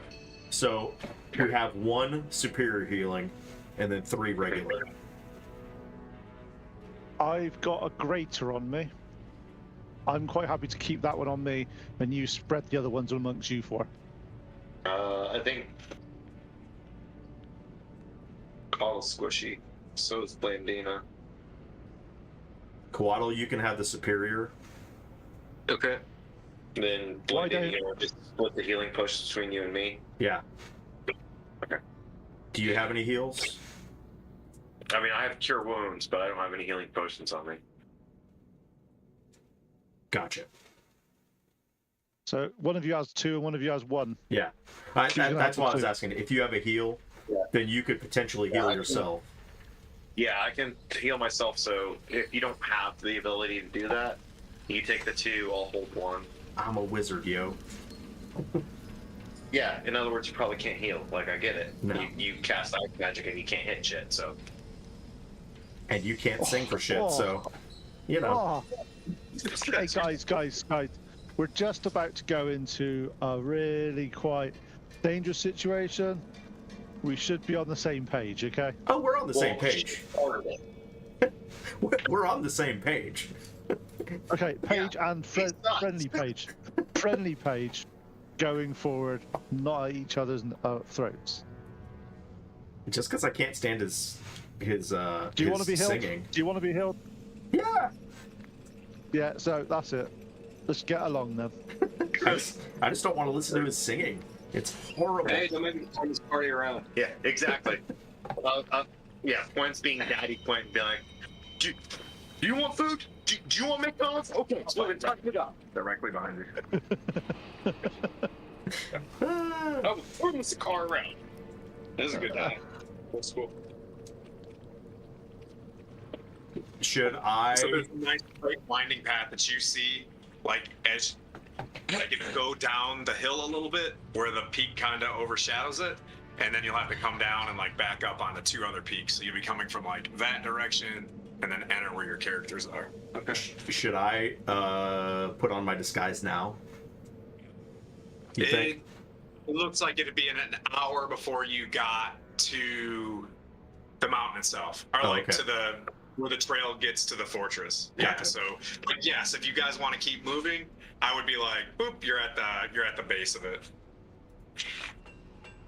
So we are now where our. If you wanted to move, if you guys are prepped, you guys moved on, and you're walking up it. Yeah. So as you arrived at this point, you keep like switching back, and you get to a point where you can tell that the switchback is going to go in between the 2 structures with like a 40-foot high bridge above your head, and it looks like it's pretty well obscured. You see where there is like horse manure in piles, like the dude may have came earlier the previous night down the hill, and he came from this direction, and it wraps underneath the bridge, backing up and around into what looks like the demi keep there. Okay. I'm just looking from my character's location at this castle, these structures, and how impressive they are. And I see the kind of the snow and the fog around them, and it's impressive. It's a lot to go up. It's almost like this is a lot to go up against. So I'm gonna tell my party though that I would like to see if I can follow the horse droppings, the horse manure, and stealth my way up there to see if I can get the leg up on the Stronghold Reavers if they're even up here. Do we know if they're? Because obviously I'd never met the guy. Are they good, bad, on our side? They could help us against the dragon. They seem like they were just in it for the money. To be honest, I don't care if they're in it for the money, as long as they're helping against the dragon. They seem to want it over us. They didn't want help. They wanted to take everything. Okay. For themselves. Well, let them go in first then, and if they do, they do it, and we don't have to get involved. If we go in afterwards, we'll mop up after, and maybe they've taken a few hit points off the dragon. And we maybe negotiate 50-50 split. Yeah. Or 30-60 or whatever. I can't do math publicly. Okay. It's one of my flaws. Yeah. I have no problem with that. Let them go in. To be honest, as long as the dragon's gone, I don't care. All right. First, I think it's important that I go see if I can stealth back. If I can find them and locate them, then we can have Blondina appear as that traveler, so that we aren't murdered by them. But what if he's already gone up there and he's with them now? No, He's not. He went back the other direction, But how do you know he didn't double back? Because he would have past us. probably. We got lost. We got lost. Skylar, go to Tim Cam. We got lost going across the switchback, didn't we? We did. We were lost for an hour. Well, I so mean, just I knew where I was at. You guys were lost. I was to on be top. honest, I wasn't lost. I was just following Kotal. Yeah. Yeah, we were only there for an hour. So Okay. You're That's admitting. just saying. I told Sounds you a guys. little bit of a risk if you want to do it, but yeah, to be honest, Well, I'll be able to see if I encounter them. I'll be able to see if he's there. yeah, that's true. Who's this dude? Oh, the guy? Yeah, Okay. I didn't catch his. So you're going to sneak ahead? I'm gonna sneak ahead. Okay. So it'll wind around the back side of that light, that smaller keep over there. And then, yeah, so Before You he don't goes, I'll give him guidance. So on his first stealth check, he gets a D4. The rest he's on his own. Can he pass Okay. without trace? do you guys want to move with him? Like, how far do you want to stay behind him? Or do you guys want to stay where you're at underneath the bridge? Probably I'm being a troll. Yeah, probably stay under the bridge. Okay. It would take you maybe 2 or 3 dashes to get to him. Okay. Is it a D4 for that first with a D4 and advantage, or just plus D4? Just D4. Just D4. Okay. Oh, I was giving you advantage also. Whoops, No, I'm it saying- is a it was advantage because I was helping him with it if it's That's a right. survival. But That's right. now I definitely can't help him with stealth. Come on, Ranger. Do Ranger things. 23. Nice. This is important. Yep. So you get your way all the way to the back side of this smaller keep. You see a door that's, they tried to keep shut, and you see 5 small stables and 4 horses Okay. inside there. 1 being empty. Okay. Logic, math, science. Is this working? And you see a large stairway, which is on there as well, where it leads up into this little demi keep as well. Okay. But you don't see anything. Do you want to move forward on this? I wanna move. Okay, so you're feeling confident that you're quiet. You're not on the crunchy snow and things like that. You're walking where maybe the horse moved the last time. There's a fair bit of ice up here as well. You move up and you look up into this room. You see a woman with very tight red hair, nodded back, and she's singing, sitting on a stool.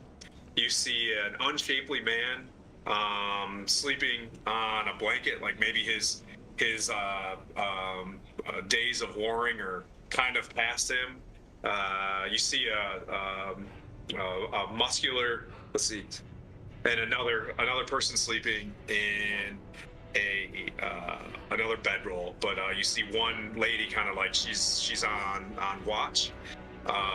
And then as you kind of step back and you try to look for a spot in the keep, you do see a shadow at the top of the keep as well. Okay.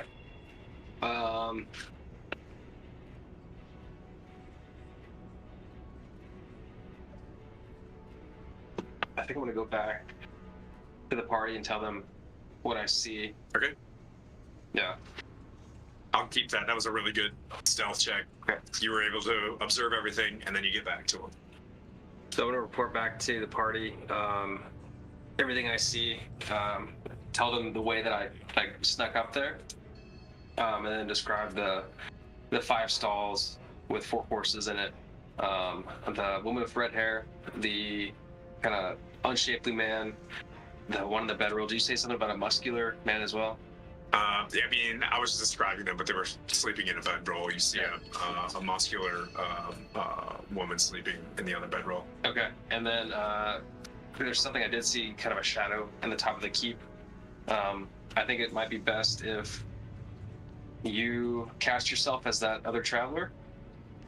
So shoot this idea down if you don't think it's going to work, but you cast yourself as that traveler.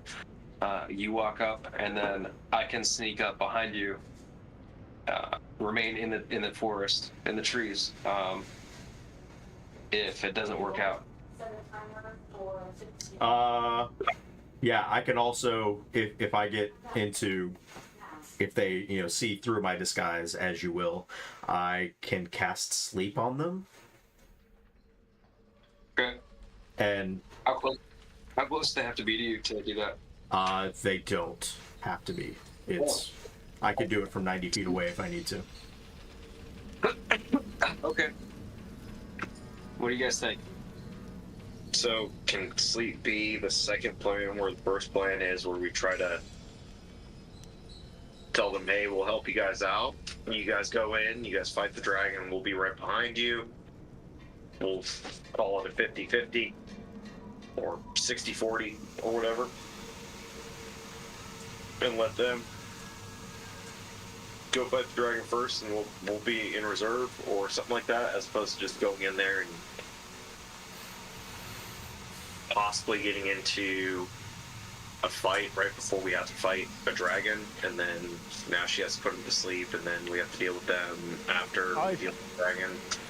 Flynn, you're very, very good with words. We're not. How about you try to negotiate that for us? Yeah.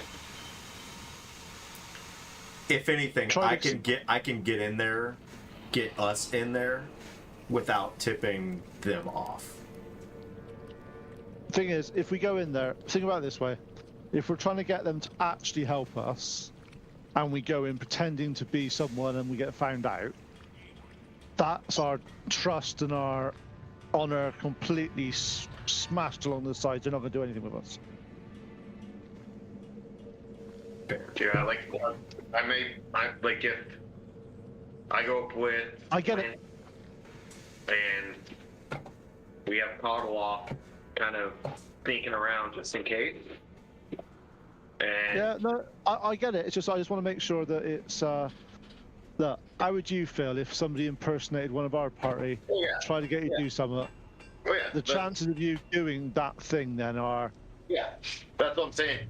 You, me, and Blandina, we go up there. I'll do the talking. Blandina has that sleep spell ready to go, and we have Coddle kind of sneaking around just in case. Oh, sorry, I got confused. I thought we were being Blandina was pretending to be this person. Yeah. Like I understand what you were saying. That's why I kind of changed Koas as we were going forward. So if the three of us walk forward, unassuming, just allowing them to know that our presence is there. Blandina has that sleep spell ready. We have Coddle in reserve to do long range attacks if needed from a covert position if needed. If we have to get to that point, but we can go up and try to talk them into it, see if they can go do this. Until unfortunately, we didn't get that guy's name, Austin or something. We'll just call him Austin for now. But we'll say that we saw and we know that both of us kind of have the same goals. So. Well, we could always we know who they're called, so we could, as we're approaching them, say, "Are you the Cold Stone Killers?" Stone Cold Reavers 316. Stone Cold Reavers. Oh, sorry, it's not Stone Is Cold this Killers, the right, Cold okay, Stone Creamery? What? Should we bring them some nice light beers to? Yeah. Well, like that, I pull out the alchemy jug. I can make beer. So Blandina and Flynn and Puent are walking up. Your points. As we're walking up, I cast Mage Shield or Mage Armor on myself. I cast. What is your primary thing that you want to see? There is a door that they're going to walk up to. Yeah. There's a thing up top. The shadow and the keep. What do you want to? What is your primary focus? I want to be high enough that I can see what's in the keep. In the keep. I'm in the keep. You're saying? No. I'm saying you want to see what when they open the door to talk to these guys. You want to be able to see. I want to be able to see what's in the keep and also have a sight of. You'll have to the move door. pretty far back. We'll say that you're able to move pretty far back. You're able to see the door, Okay. and you're able to see as max coverage on the top Okay. as possible. Like if a head were to pop up. Okay. Okay. I'm assuming what's in the keep is an archer. Yep, and you're hidden. I'm assuming. Yeah, it's definitely not a displacer beast, but Or a dragon. How big was the shadow we saw? it's pretty shadowy. It wasn't that big of a shadow. So he also rolled a 23. That was a stealth, wasn't it? Yeah. Yep. So you're in a really good position on the outside. Puent, Blandina, and you're in the lead. You're walking. You see that flight of stairs. You're going up the stairs. Yeah, I'm just announcing myself like, fellow adventurers, we come in peace. Please do not raise arms against us. We've just come Use here. our- Looks like we have the same objectives. And then I'll. Use it. I nudge Flynn and say, use their party name. Yeah, we've heard great things about the Stone Cold Reavers, and we'd like to. What's the word? Strike a Parlay. deal. Parlay. Parlay. That's the word. Parlay. Partially powered snare. You hear like, parlay. get there. And you hear like some things moving and the door. You hear like something slide against the door that you guys are outside of. Would I be able to ascertain as to what they're trying to do? I know. Yeah, you get a sense that they don't want you in. Yeah. And you hear, get going, this is ours. You don't want to be tangled up with the Stone Cold Reavers. As you see up top, another shadow, and they're kind of like moving up the top. Like one is in the elevator-looking parapet, and the other one's in a larger rectangle. As like they're getting ready to get a bead on the three below. Clearly, we've heard your guys' prowess in battle. We've met one of your friends on the trail as we were coming up here. Like, our goal is to just try to get rid of the dragon. If you guys are trying to do that, And then we'll roll for initiative as the bolts start flying. Wait, I'll give you one chance. Roll your persuasion. Guidance. Ting. +4. Yep. Can anybody assist him that's down there?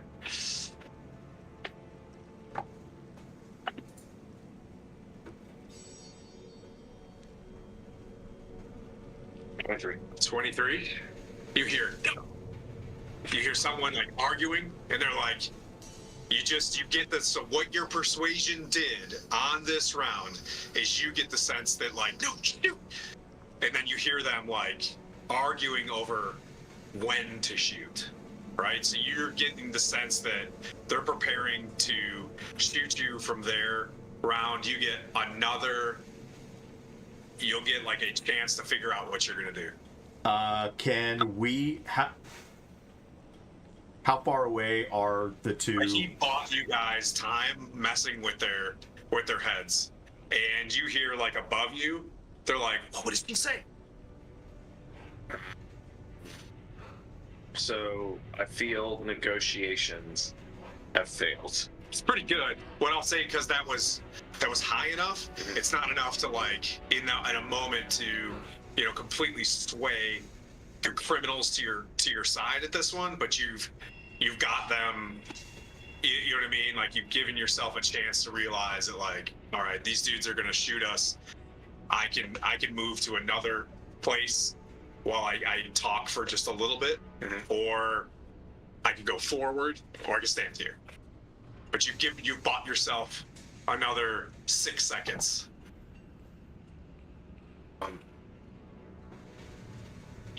Do I hear like all the You did. clearly? Yep, that's that's for your persuasion check, because you're aware that there are at least 2 people upstairs. Yeah.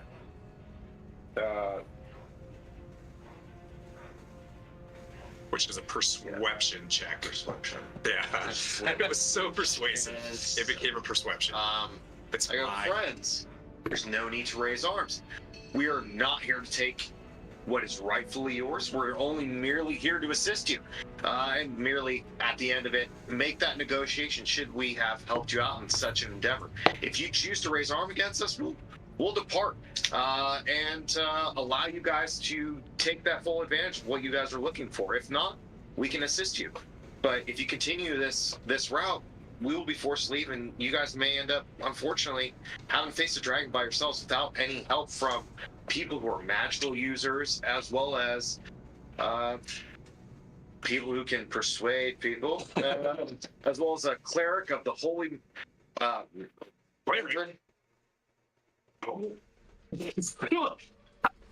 You hear like, we can't let them get down the mountain. And you guys can roll initiative. Did I feel that this isn't going? No, it's not going. Thunderwave on the door. Okay. I'll give that to you.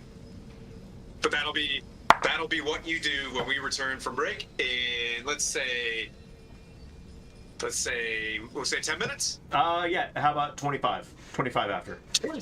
No, 25 after. 25 after. Oh yeah, that's fine. That works. Yeah, I was like, well, that's the session. No.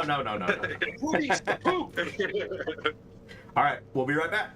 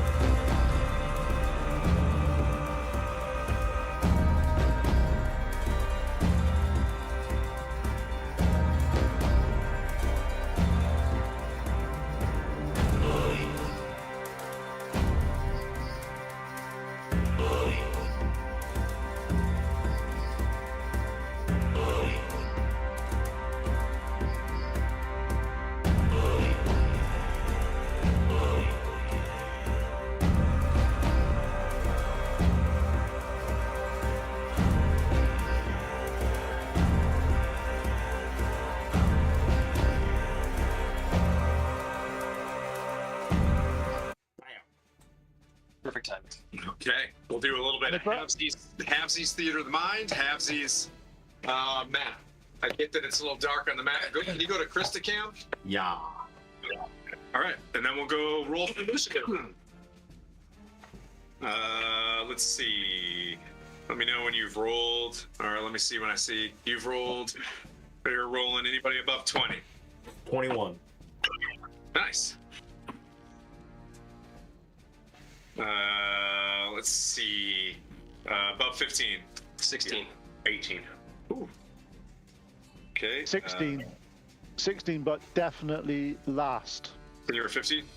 No, I'm 16 as well. Okay. What's your... Oh, okay, He's you're got fine. hurt. Yeah. I was like, there's no way I beat the ranger in deck. All right, and then Flint. What? Okay, so Blandina, as he starts seeing that the conversation isn't going that great, you see him doing the somatic components of Underwave would have been. what? So as soon as I had it, it would have required. Yeah, it's just verbal and somatic. Yeah. So now it's just immediately. You start seeing him go. drummed it.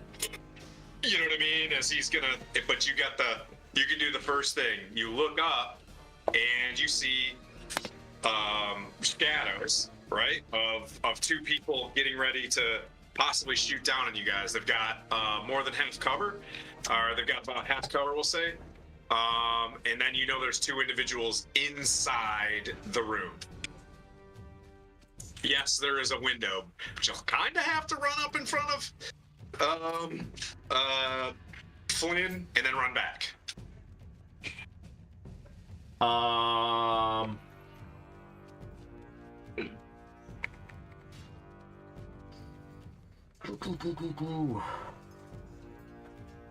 Right? I'm gonna hold sleep for when he finishes his cast. Yeah. No problem. So you're And- holding it like right behind the door in case there's anything there. Yeah, as soon as the first. Okay. Yeah, the You first. heard the thunk of something, and you can Thunderwave. Just send it. Send that delicious Thunderwave. And then Quaddle's on deck. So each creature in a 15-foot cube originating from me makes a Constitution saving throw.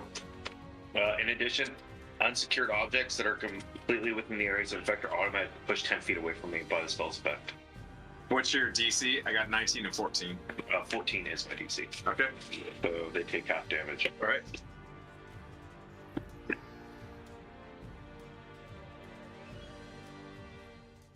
But if there's any unsecured objects, it's put 10 feet away from me. Okay. And I launched it at the door.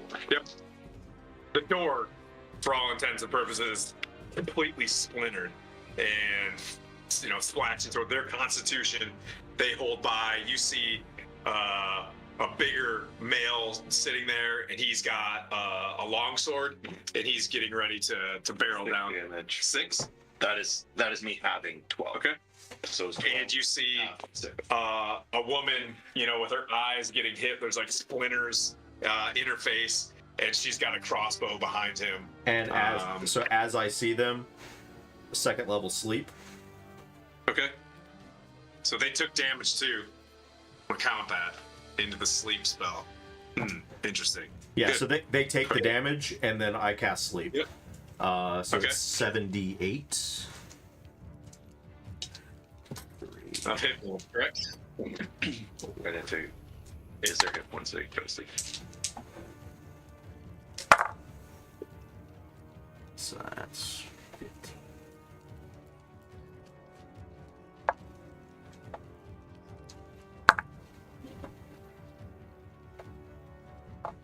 That's 41. nice. And if they have more hit points than that, they're good to go, correct? Yes. So it goes. Yeah. It goes the lowest hit points on. Basically, go from the lowest creature with the lowest hit points, and then Yep. subtract it from that. Let me hold you right there. As you cast sleep, the dude sits there, and they both just knuckle down and grip their weapons, and begin to prepare their attack as sleep does not meet their hit points, either of them. Oof. That brings up Quaddle. You see two heads at the top, the way they're arrayed, with half cover. They see me.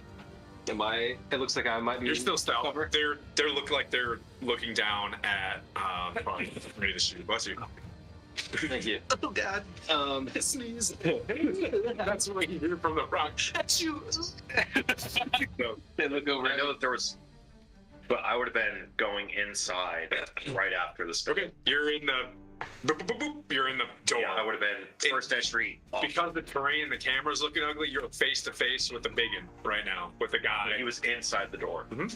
Yep, too easy. From the map, I'm also at half cover. Yep. I got the two. Two dudes, They got crossbows or bows. crossbows. They're looking like they've got like good L shape Yeah. down on. Real L-shapey. Yep, they're like, I hate clerics. You just see them like, clerics. All right, I'm gonna try and pick one off. So it's gonna be with disadvantage because they're half cover. No. Yep, half cover. Ooh, one nat 20 and then a 13. And you're hitting one of them. 13 plus 7, so 20. Dirty 20. Okay. Like, first one, Yeah. send it. The second one, send it. Which one are you going for? On the roofies? I will do this one right there. So they're both sent. Ooh, Thunder Wave, huh? Hmm. Yeah. 5 and 5. Thinking about that right now, aren't you? I'm scared. You hear like Thunder Wave cracking across like the other mountains. No, there's other lightning. Go ahead. What's the total? What's the nat 20? Nat 20 is It's in 9, 10. modifiers, and then again roll the die. So you. So it was 10 for the nat 20, Yep. and then 5 for the other one. Okay. So 15 total. Yep. All right. You see two arrows in quick succession fly over top of Flynn's head, Quint, striking somebody from the roof as you like look up at him. That brings up Quint. Your max damage was 10. It's of a critical. 1d8 plus 2. Yep. Yep. And then you roll again. Yeah. Then you get to roll another die. So you rolled Yeah, 30, yeah. 20. Huh? So you roll It was the a nat crit. 20 and then a dirty 20. Oh, okay. Yep. Yeah. So. Both. Yep. So Yeah. you get one more roll. Okay, 6. Yep. So just offset So 6 to 8. it. So 21 total damage on that one. Sorry, I was getting up to blow my nose and then. No, it's okay. And then Point, you're on deck. It looks like the roof of this thing above you is about 31 feet. 31 feet, eh? Great. That's fine. Start hopping. It's just, I'm just messing with That's you. fine. That's fine. That's not a problem. The one that Kotal hit, I You go can still- ding. So Hold the dead on him. Come on, wisdom saving throw. Yep. Go ahead. What do you want? how close are the two people from me? Both 30, 35. Okay. The dude from you, 30 feet. Okay. I want to do 12. I rolled 12. Pete, go ahead. a Slayer's That's good. Prayer, the one I was attacking. Okay. Wow. Yeah, so it looks like first time each. Designate one creature you Each hit damage point. first time. 18 necrotic damage. Once next turn. Yeah. You get Okay. Okay. 6. And is there anywhere where I am that I can get down behind, sort of to stop getting zapped by these Yeah, there's a archers? and boulder things? where Quaddle is Yep. hiding. So you. I am ducking down behind there to get as much cover as I possibly can. Okay, you get half cover. Like that. Okay, cool. Yeah, it's my thought. Okay. Okay. Think about it. Yeah. So I'm gonna roll. What did you get? You more damage? No. Oh, okay, but next round. Next round. And you did Slayer's Blade. Okay. Correct. All right, so I'm just gonna roll. Flynn, this dude with the longsword, in front of you. He's gonna make 2 longsword swipes.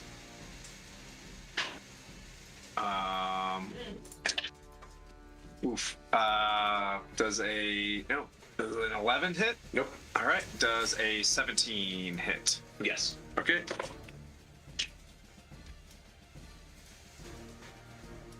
All right. He comes in, tries to hit you for the first time. You step back. He misses, and then slices straight in for 9 slashing damage. Okay.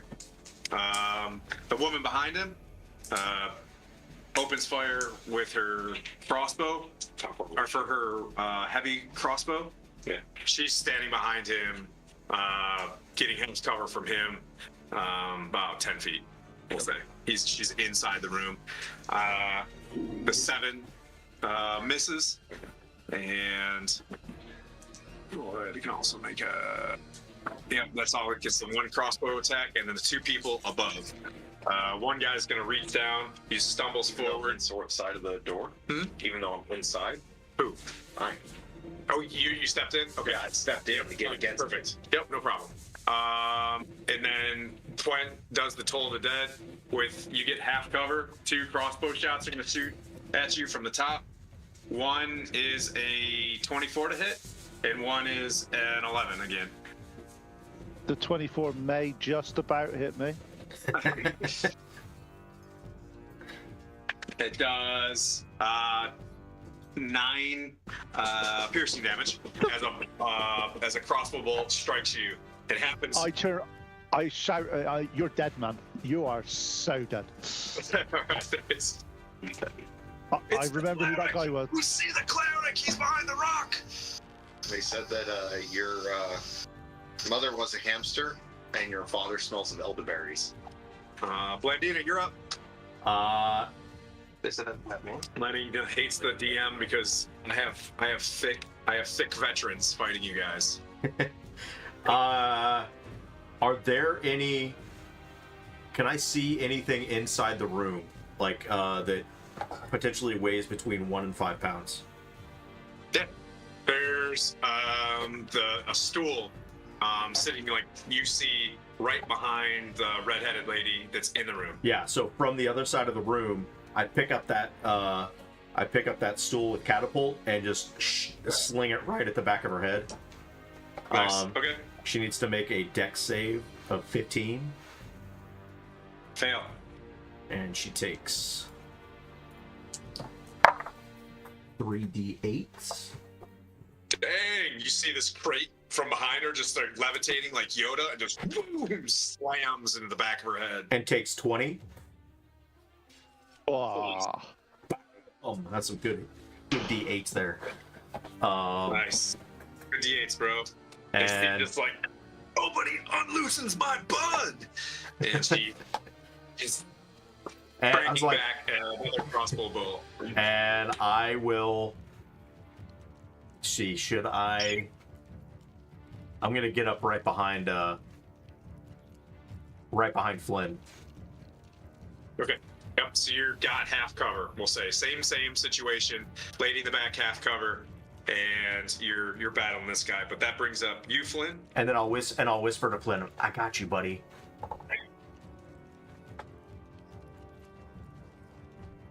I'm casting hold person on the back. Nice. Okay, send it. He has a wisdom save. Yep.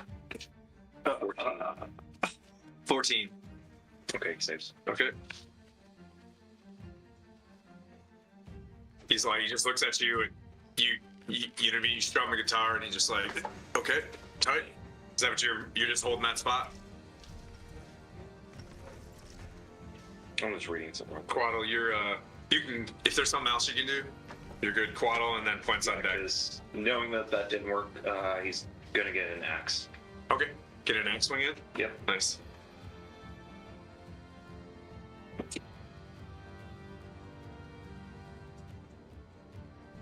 Uh, 19. That hits. Chippy, what are you doing back there, buddy?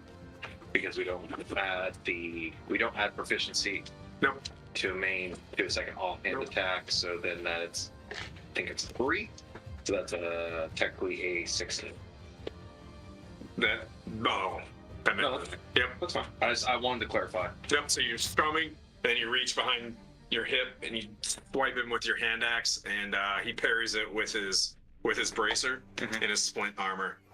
That's gonna take more than that to bring down old Brackus, as he's got like this sweat on his tummy.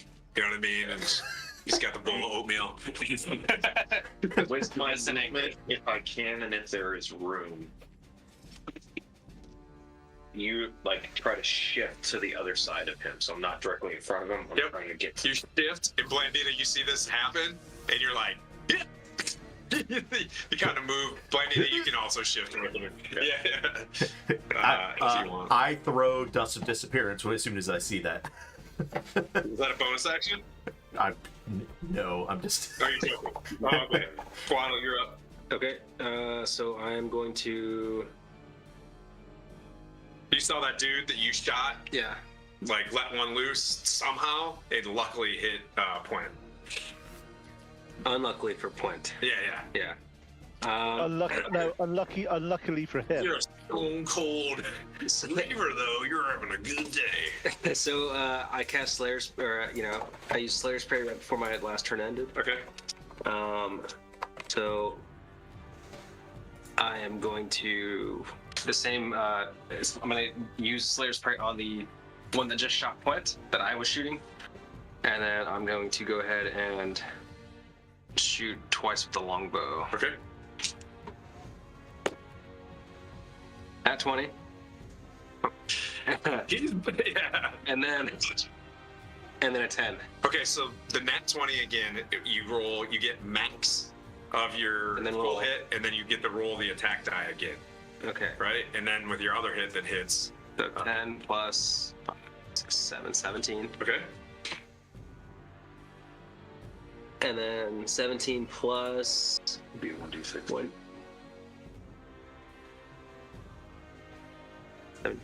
19. Okay. 19. 19 damage. Wait.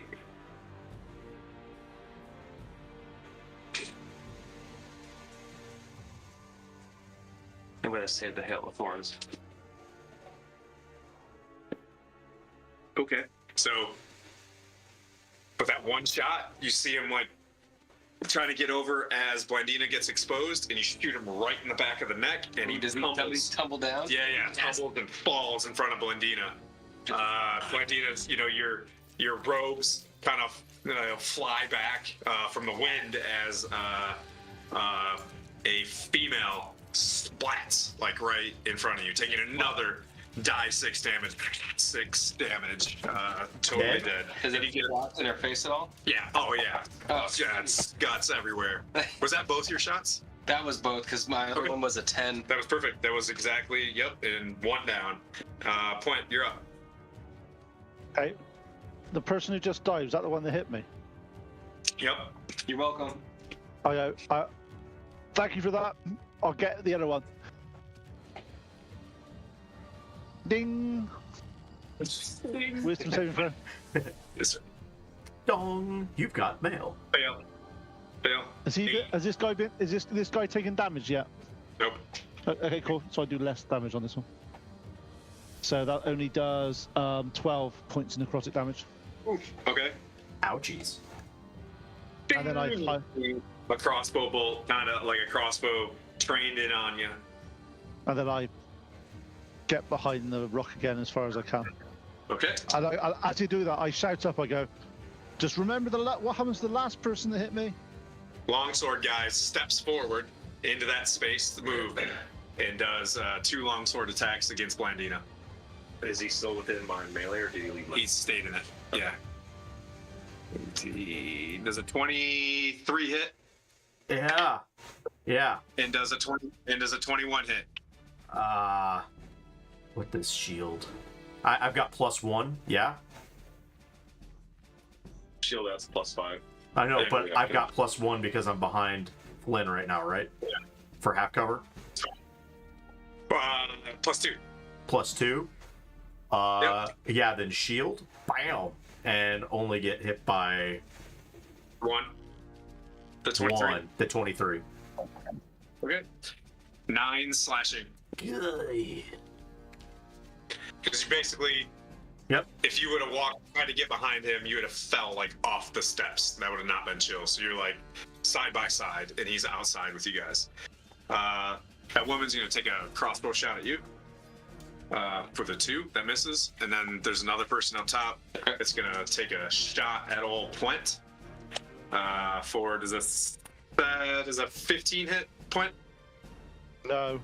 That's a miss. Blandino, you're up. Like nobody touches me like that, and I find another object in the room and hurl it at the dude.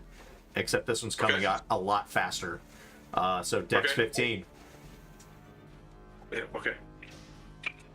I got 19. Strikes a target, stops moving.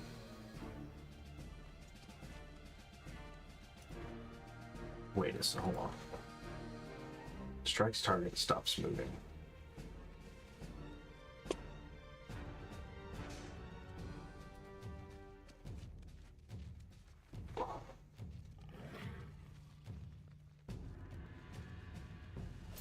It strikes a target and stops moving. When the object strikes something, the object and what it strikes take. That's...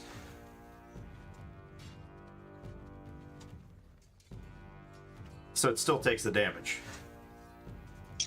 On a failed save, the object strikes the target and stops moving. When the object strikes something, the object and what it strikes... No. I think it doesn't have a... It doesn't... I'm confused by the... If the object would strike a creature, that creature must make a dexterity saving throw. On a failed save, the object strikes the target and stops moving. On a failed save, the object strikes the target and stops moving. So on a save, it doesn't strike the target. Does that make sense? Did you make a dexterity save? Oh, yeah. Okay, so... Smash! It smashes against, the eaves of the door. Would you like to do anything else? Mademoiselle Blandino? No. That... I'm just really confused by that, but okay. Yeah. That's it. Yeah. I mean, if it's in the words. No, right, on a failed save. Yeah, I'm just trying to reconcile that, that's all. I understand. All right, Flynn. I think I made short work at least one of them. Yeah. This is round 3. Yeah. So the kind of like how the battlefield is oriented. Me and Blandina, Blandina's right on my back, and her and I have kind of scooted past this guy as he's kind of emerged out, right? Mm-hmm. So I'm trying to just get information for us. Would I be able to get behind him and try to push him down the stairs? Yep. Okay. Because it's strength against strength. Okay. Yeah. So now your back is to woman. So the woman. Okay. And I'm you're between him down the. Yeah. Failsies. You're now flanked. Do you understand? Yeah. Okay, here's the risk. All right. I am flanked. Use the I push him. Yeah, no, I got you. Push him. Yep. As my action. He wahoo-hoos for 2d6 body damage. Yeah. I love it. And he lands in front of an angry dwarf. Yeah. Okay. All right, go for it. Where does he have his crossbow on? These guys have a crossbow too. And he's half naked, and he's a crossbow flapping on his back. What'd you get? 7. Okay, he got an 18. You, Jesus. He's like, well, no, my name's actually Brackus. And you put, and he's still sweaty with the oatmeal tummy. You know what I mean? You just flip on by him, and you just, you're in his chest, in the chest hair. You know what I mean? It's just not, it's not good. Bonus action, cut him with my hand. Okay. Yeah. You gonna do So I it? tried pushing him. Yep. That didn't work, and then Bonus action. what my hand axe Yep. Go for it. right underneath his thigh, and I'm using that to kind of move back to his side near Blandina to get away from. Getting out of. Yeah. Yep. Go for it.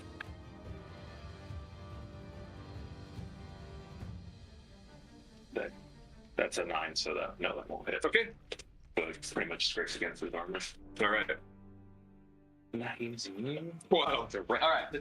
Shifting Hunter's Slayer's Prey. Slayer's Prey to another dude. Okay.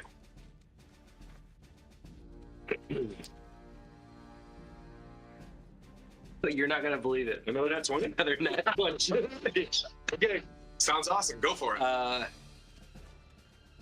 So 10 plus. 10 plus 6, 7, 8, 18. Okay. And then 12 plus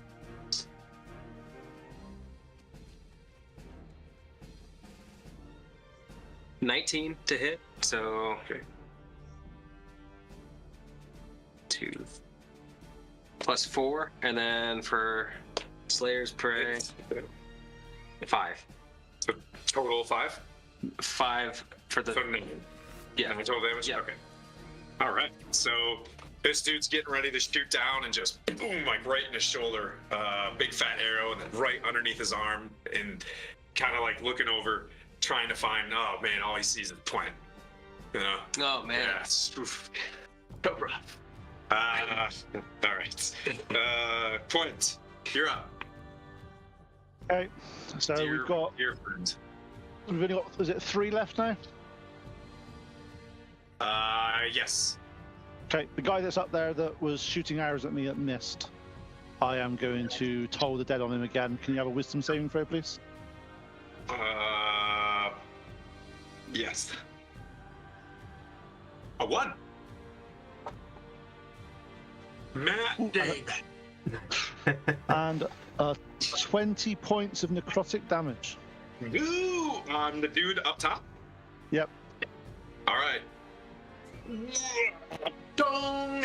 The bell hits, and wahoo for an extra 2d6 damage, falling, splatting, and it sprays you, Quaddle, in return for the cheap of the Blandinas, dear sweet Blandina. And what Go we'll ahead. say those, and I'll shout in there and go, if you two don't stop doing this now, this is going to happen to you as well. Get blood everywhere. Look at it; it's disgusting. If we had better wisdom, we would. And they, told Can tell you're not clerics. Can tell you're not clerics. All right, that brings up the baddies. She's dropping her crossbow to the ground, and she's running out to hit you as well. First, Brackus is gonna make his swings. Does a 18 hit? Yes. All right. Oh, you're gonna love this. That's 8 slashing, and as he hits you, his sword flies like it sticks and like goes past your armpit, and you hear it tumble behind the stairs. And he has no weapon as he rolls 1, because that's what I would do to you. And Lady runs up, red hair of shambles. She rolls an 18, hits. All right, that's 11 slashing. Does a 15 hit? No. And she's sitting there, and she looks at him. She says, and crossbow guys are dead. So that brings up Blandina. Well, screw this. I am pissed. I did learn some stuff about catapult, which I'll talk about later. Doesn't affect any of this, but because it's good information to know. Tasha's mind whip on the redhead. Caution. Okay, all right. she needs to make a intelligence saving throw. You're gonna hate me. God damn it. All right. I'm actually finally rolling solid. So intelligence 19. So she takes half.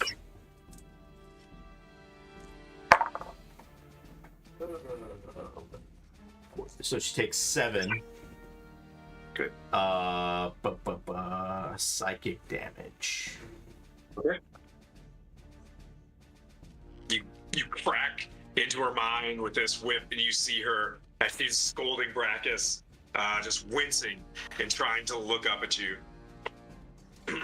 Brings up Flynn.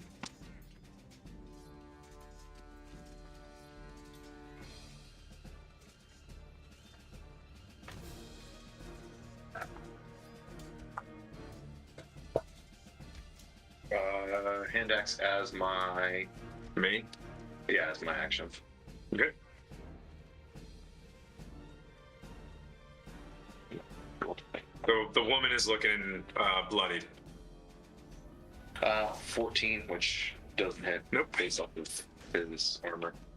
Like trying to find a space, not able to get him as he's kind of like reeling back, trying to figure out how to get his weapon, and then I'm going to give point bardic inspiration. Okay.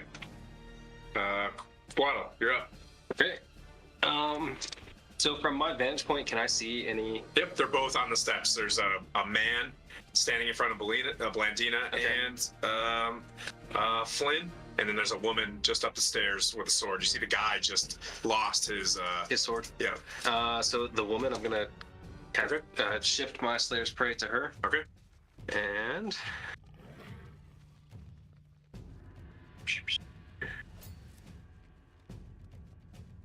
I will let fly 2 arrows.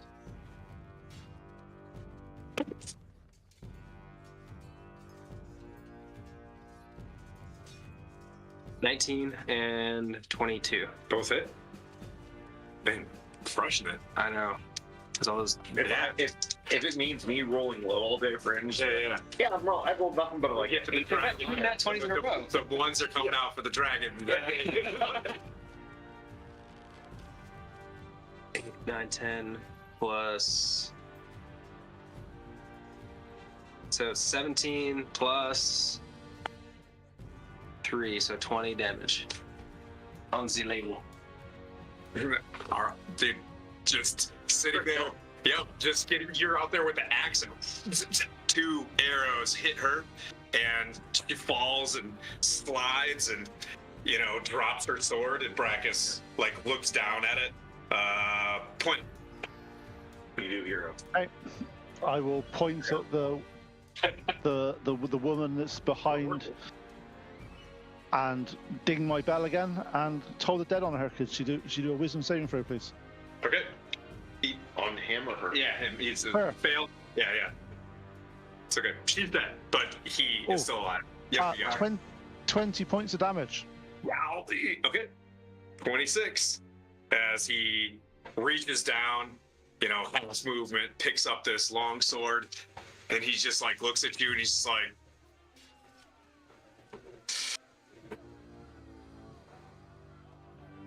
he takes a step back and he's just like, will you let me go? To me? Yeah. He was with her. Looks like I'm not getting paid anytime soon. He knuckles up and he looks at both you and Blandina. I'll say you can still Wanna get help paid. us? You can still get paid. We're still Right. going for the dragon. We could always use more people. Yeah. He's on the roof. He's on the roof. Yeah, I'll go with you. I'll be in the back. Wait a minute. Wait. Let's see. What's your price? I was here for 100 gold. 100 gold. Then I go, Clint, can we get 400 gold to hire this guy? And I go, he's not worth 100 gold. He's injured. 50 now. All right, 50 gold. Done. You're all members of the Stone Cold Rebels. That's the new leader. And he kind of like he sits there, but he's staying close Can I in this spot. What's up? Can I get up close and zone of truth the guy? Yeah, All right, sure. I want to do that. Okay. Guess some truth. He fails. I'm in front of him. I'm checking his fallen colleagues' bodies. Okay. 3 crossbows, 3 long swords. That you grab in a pouch with only 7 gold pieces in it. 57 gold. Full towing. Well, that do you can you? How long are you guys hanging out here? Like- How fast is this? We're staying. This is like what's around 6 or 7? This is around 4 right now. 4. That's your turn. You guys had your non-action discussions. And then You guys can look over his shoulder and you see an open door on the other side of this thing in the bridge in front of it. It's not as big of a fortress complex as you guys think. This is like a hold up here. I'm gonna look back to Connell and tell him, hey, would you be able to get across this bridge to make sure that, or sneak across this bridge, make sure that it's safe, and then we'll come in right behind once you give the signal. And we're good to go. Yes, but before I do that, do you guys want to question him, see if he's actually going to be on our side and help us, or if he's going to turn on us, and then B, if he knows As you're saying this, I'm like, hey, are you gonna turn on us and at any point in time? Definitely not. Okay. Okay. And then are you gonna help us? Hey, are you gonna help us? I don't have a choice at this point, but can I get some of the spoils? Yes, and also, do you know what's on the other end of this bridge? We got here a night ago. We haven't gone in. It's on the roof. We were waiting here for it to leave. Okay. Okay, so they were gonna, when it leaves, they were gonna, steal a dragon's treasure and not think that there was gonna be consequences. Yeah, it says. Did you see how many times we got told to dead, bro? Wisdom 0. Okay, yeah, I can do that. So You're gonna cross? yes, but before I do, I'm gonna game plan with these guys. Do you think that we should take a long rest, replenish all of our spell slots and everything before we go? We and should fight? have. We haven't got time here, to be honest. But if that's He's obviously thunder. There's nothing as loud as what that man just did. It knows we're here. He's like, we're running out of time. Can I go? No. We just ate you. As Oh, you I gave turned, No. Well, if he doesn't. Oh, okay. I turned to him and said, I can hear your So- point. Yeah, but then he. I'll turn to him and say, if you don't actually pull your weight in this, you're getting no spoils. So if you start hiding in the back and like some coward, expect to get nothing. Clerics, this is why we don't bring you guys along. All right, so I am going to scout ahead then. Okay, give me 1 second. Could we at least take a short rest? You can try. What you would want we us- get on what would we get on a short rest? Well, I'm hurting. I would get some hit points back, and I would get a couple of spell slots back. Okay, we could try a short rest then. Can you go to Tim Cam? Yeah. Okay. Yeah, and I'll do a quick little. Okay. Quick little. Well, So someone's redeemed become an NPC in the campaign. So yeah, right. I love D&D. Brackus is in there. He's putting on a jacket, and he kind of points across the bridge. He's like, "Yeah, we haven't been in there yet. You see, there's 2 double doors ahead of us." And he kind of points up at the roof of the building. He's like, "That's where we've seen the big white dragon come in last night, and it hasn't moved since." And then as he's kind of talking, you guys are taking your short rest. I'll give you a short rest. At the end of your short rest, which stops this, you hear, "Bringing the treasure to me, are you? You're either coming towards me or dying against the slope." Shit, we're fighting Bane. I was born in the darkness. Why would you shoot the man and throw him from a plane? Hey, everybody gets an additional 2 to their long rest for my Song of Rest. I'm a benevolent dungeon master. All right.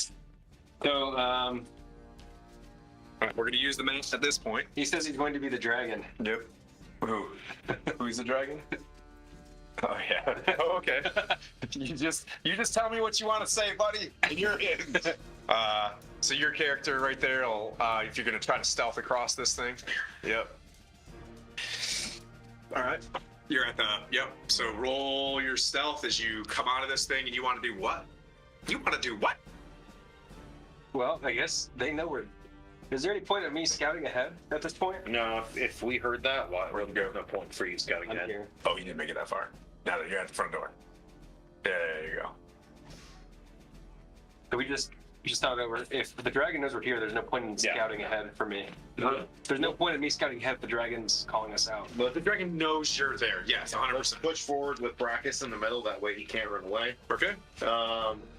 Unless Pete, or excuse me, points for Blending have any other inputs. Oh. Any other what? Any other inputs? So we just move forward, Coggle at the front, kind of like assessing and taking a look at things, and we keep Brackus in the middle just so we can't run away.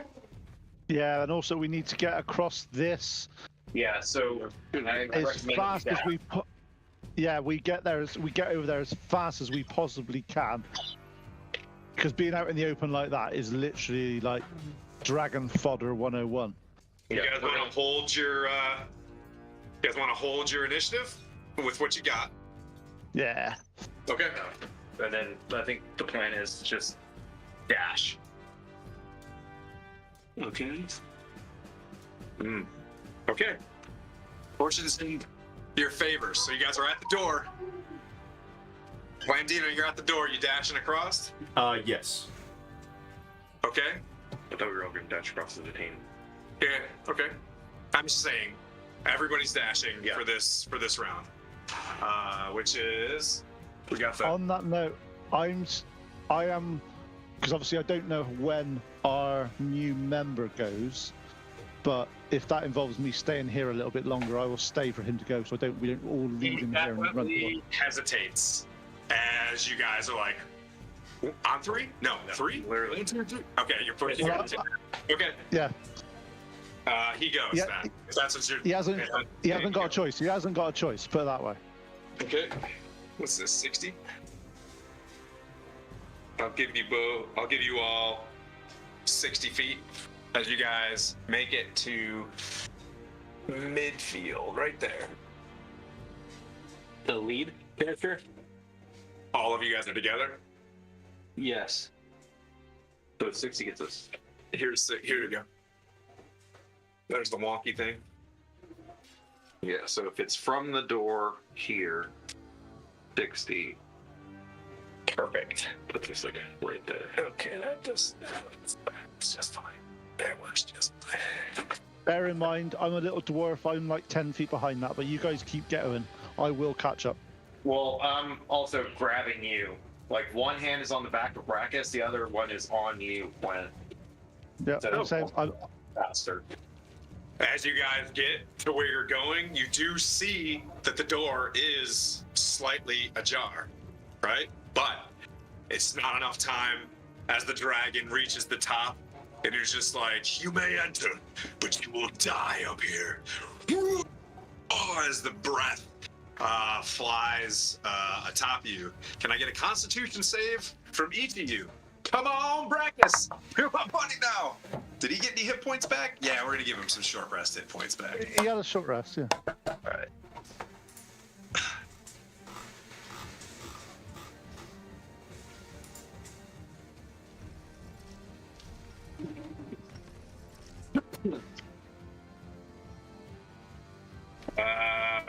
What'd you get, Flynn? 20. Nice. Pass. What'd you get? 16. Pass. What'd you get, Flint?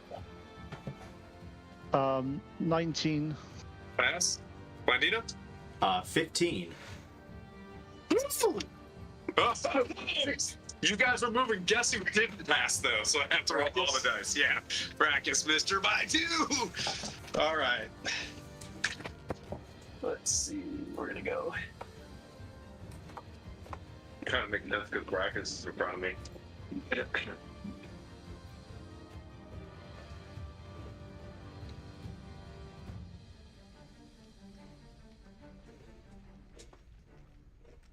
22.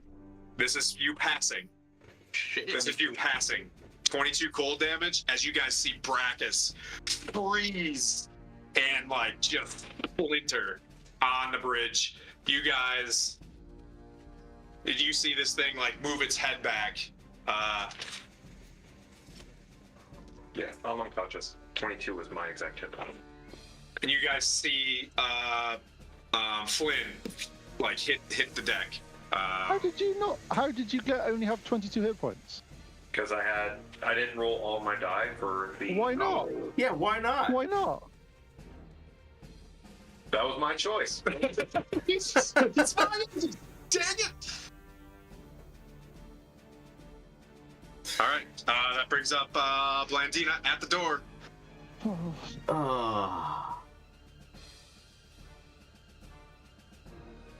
Well, I'm not healing him. I'm chugging a pot. Can I? When I have time to, I'm gonna pass over the potion of heal, the superior potion to him, to somebody near him. You're right next to him. Yeah. Right next to him. Yeah. If you pour it down his neck, he gets max. That's your action. That's my action. You don't get another dash, right? So if you're trying to get in there, you can pour that down his neck, and then, but that's on your turn, right? So it's Blandina's turn right now. So Blandina, you run in. Yeah, I will run in. Okay. 1 second. Okay, back up at 38.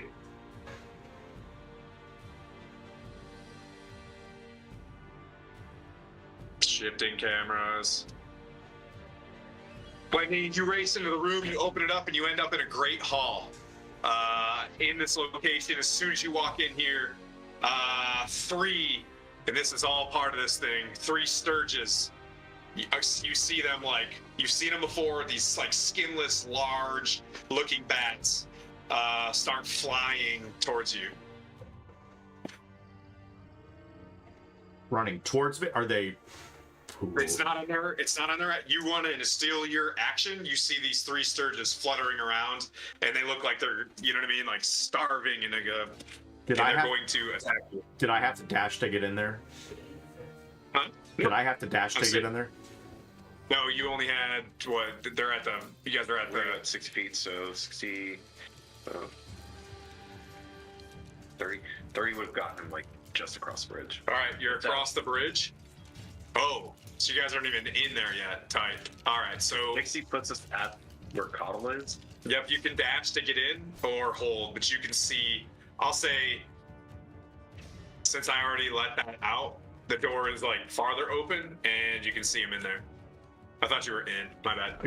I didn't know how far what the distance was. Yep, you can stop your dash, deal with these Sturges, and hold what you got, or you can continue to dash and go in.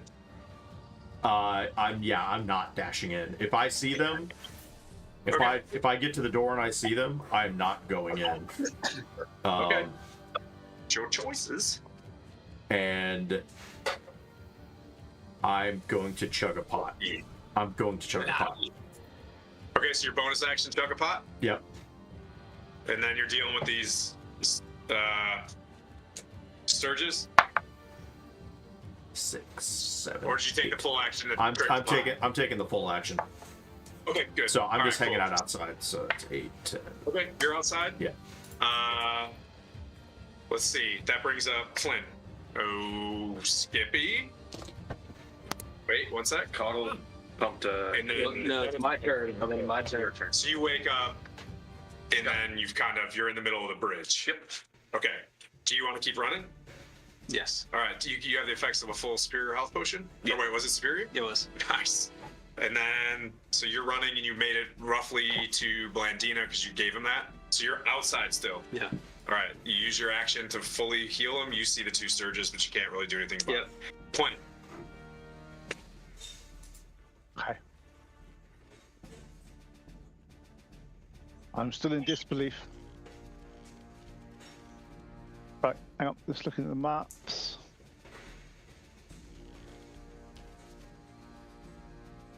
Can't see us on the maps. How far away?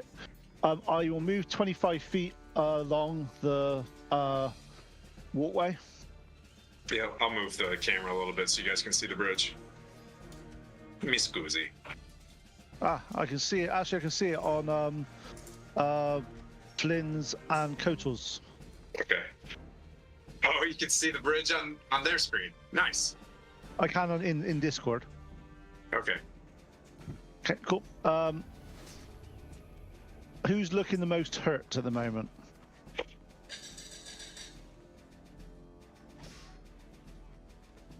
Guys? Oh, yes. Sorry, I was reading the chat.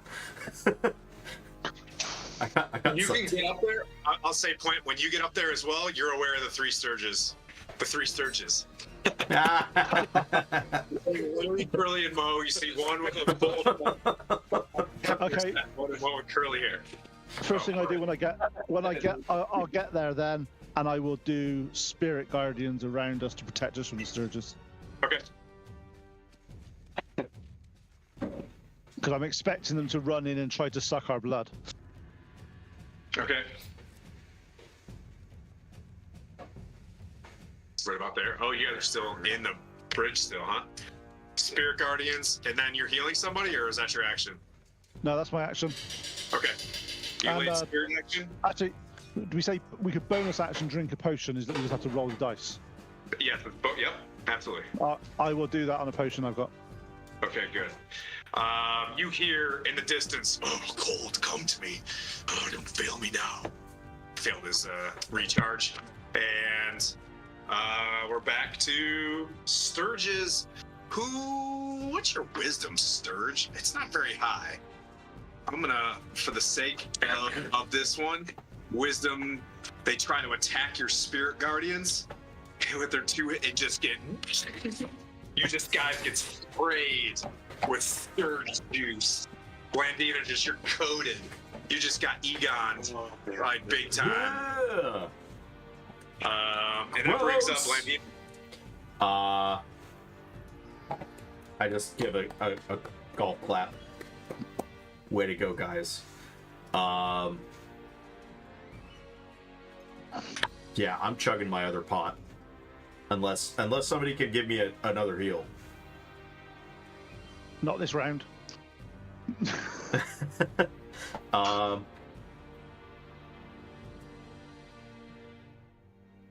I'm just over. I'm not going to survive another breath, so yeah, it's going to have to happen. So that's another. Are you going in though? You went in, right? The building? Or are you outside? Are you staying outside? I'm. Just shut the door. Get next Are to you the in door. or out? Yeah, shut the door. Just Baldur's Gate it. I don't know we're here anymore. We shut the door. Yeah, I love that technique. Every time. No, I'm not gonna go in by myself. I'm gonna let somebody with higher. So you can see inside the room. You see a great hall that's empty with a door. You see a great hall with a door. Is there a ceiling? Is there a ceiling? Yes. Yes. Okay, so it's a Yes. room, It's a room. and the dragon is not in there. Dragon is not in the room. Okay, then I'll go inside. Okay, yeah. So you run in there and you see, looks like some skeletons laying on the ground, some armor and weapons that are fallen, and you see.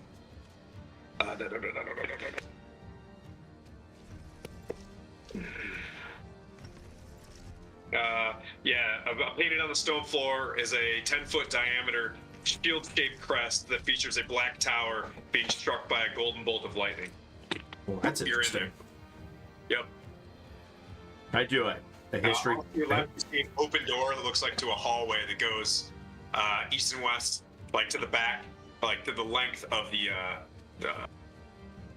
keep. Okay. Like, it's all clear in here, guys. I'll just yell that outside. And The double doors are large double doors. Just so you're saying, just for everybody's awareness. They're adult, they're young-sized. You know what I mean? It's a port, big port. All right. That brings up Flynn, who is back alive. You're in the center of the bridge. Moving up to point, holding my action to move with him. Okay. You rest your dash. Yeah. Okay. So I'll take a dash. I will hold the dash action. Okay, to move got with it. Point. All right. Quaddle. I'm up front. I'm within the And Lenny spirit went inside too. Spirit Guardian, so I'm gonna hold wait for everybody else, but I'm going to cast the first level Cure Wounds on myself. Okay. All right. And then Flynn, you Ooh! Yep. fixing to move in. I'm running up to the rest of them now. I can catch up now. Okay, you go in there. You don't see or hear anything. The room's kind of quiet. You see a door off to your side. You get the sense that one spot's as good as the next.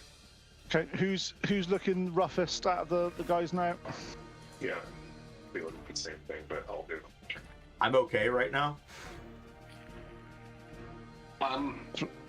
Okay. Flynn. I mean, Flynn's full now. I'm chipper. Okay, just saying. 'Cause obviously, I've got a heal that I can do now. So just do a low level one if you need a bit of topping up before we get in. Flynn, did you use the potion? I used a pot. So hold that.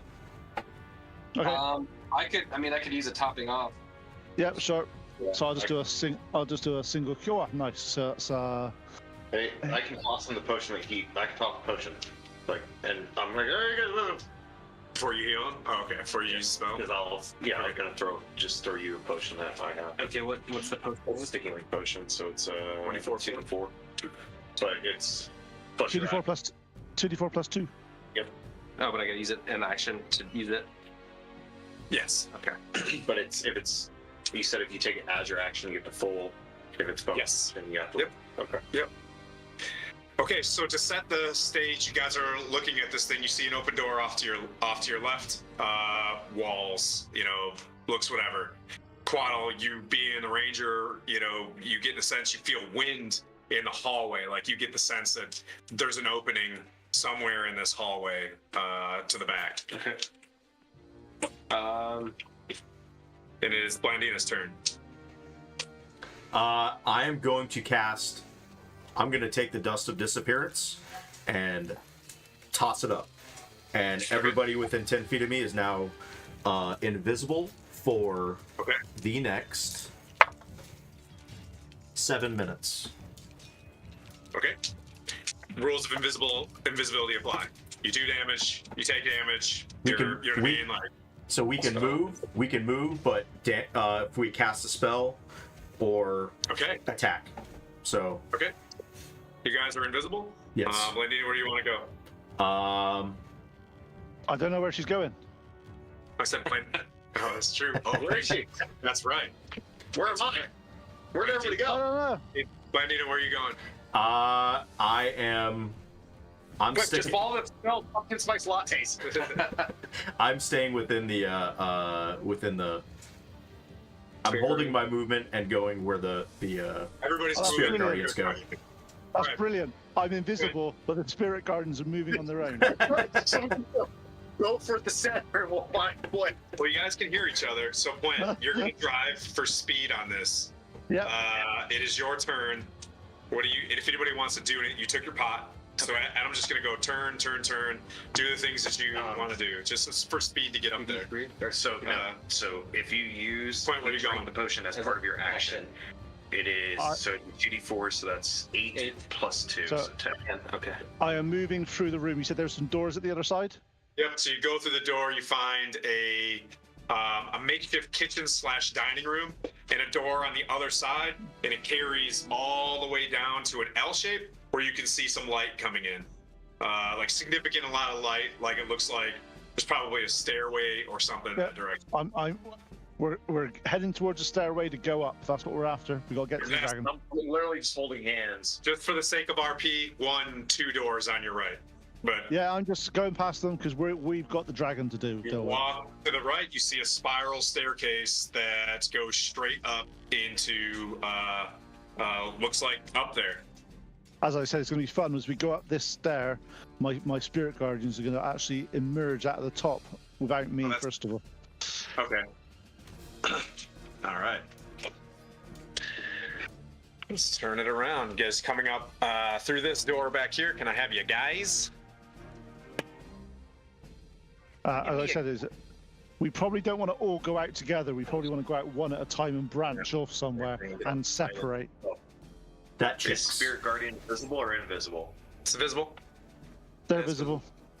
Yeah, so Oh, I like As I that. said, See, you guys gotta go. all I'm saying is I don't think we should, when we get up here, we should get out and spread out as much as we can so he can't hit all of us with his breath weapon. Concur. I'm gonna hold this up. You're good. All right, so you guys climb up the top. Invisible Blendina. You get to the top of this thing, and you see on the opposite side of this thing, kind of hovering at about 10 feet off the ground, a young Cryovane staring you down. You look across this icy terrain, across on the opposite side of this thing. Did you hear stomping? Icy terrain? Icy. Looks super duper slickery. There's a pile of snow in front of you where you do see bits and bobs of glittering things as it uses ice to act as its horde, right? Like it freezes. You see like a crossbow, you freeze like a spear in there and other things. Since I'm still invisible, I'm going to move through the Can you see the map? Yeah, through the Spirit Yep. Guardians, and where's the staircase? Okay, back. Yeah, behind you. Yeah. Can I make it to the far right side? Like this side? Yeah, that side. No, without hitting, so you can climb up onto this thing. Okay. There's 5, 10, 15, 20. If you walk on this rubble over here, that's 25, 30 without hitting rough terrain. You know what I mean? Okay. So you'll be like right about here. So I'll be right there, and I will hold my action. If he makes an attack on something, I'm chucking the necklace of fireballs. Oh, the whole thing. Yeah. Oh, okay. Okay. Nice. Yeah. All right. Spicy. Sorry, the necklace of dragon slaying. The necklace of dragon slaying makes total sense. Okay. Readying action. You've popped off the necklace. You reach behind you. You've got it in your hand, and you're looking at Cryovane, who's looking around, and it gets the sense. Ooh, he's a young dragon, isn't he? I'm sure How's you that? had. Didn't you have a cat's phrase to do when you had this necklace you were going to throw? Yes, but I'm not saying that yet. Okay. Ready action. Just reminding you of your acting ability for this. Absolutely. All right. That brings up Flynn. Invisible Flynn. I'm gonna walk, knowing that it's probably icy, so that's gonna probably be difficult terrain, so it's half movement. I'm gonna try to carefully walk out with it and try to get within 30 feet if I can of Cryovane. Within 30 feet. Okay.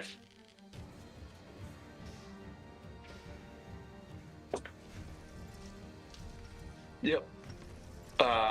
That can put you here. If you want to get on the ice, you will not be in the so that's 30 feet. You're on the ice, but you haven't moved, so it's not like slippery yet. You don't have to make the strength save or the athletics, acrobatics. Excuse me.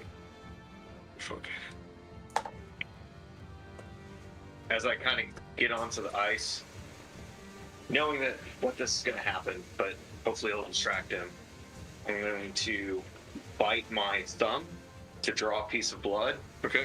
Strum my lute and cast Bane on Ray. He has a wisdom, or excuse me, a charisma save, 14. Okay. Got him. Okay. You cast the spell, you're out. Yeah, I know. Okay, I'm visible, but it is concentration for up to 1 minute. Whenever he makes a saving throw, or excuse me, attack roll or saving throw before the spell ends, you must roll a D4 and subtract that number rolled from the attack roll or saving throw. Every time I do a thing, I take a D4, I subtract that number. Yep. Got it. And that is concentration for me. So, all right. All right, that brings up, so you're now visible and you see his eyes snap straight on you and his neck just starts glowing blue. That brings up Quo. Okay. I'm going to cast Tail of Thorns. Okay. Second level.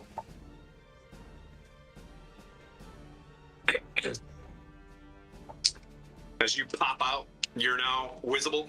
Yes. Okay. Dex save. Ooh. I saved. Minus D4. Ooh. Barden. That's right. Da-da-da-da. So that's a 15. Don't say DC. 11. Yeah. Okay. Save? But still half damages, I'm guessing, because you're going to shoot the Hail of Thorns, and you just jerk. I can look it up. Yeah, it'll be 4. Unless you upcast it, right? So I did. Yep. Yeah. 1d10 or half.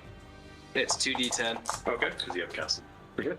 And I rolled 8 total, so 4 damage. All right. First, what? You rolled 2d10. 2d10, I got a 0 and an 8. That's 18. If it's a 0 on the d10. Yeah, there's no Yeah, such thing as a 1 on it. Click off. I love you.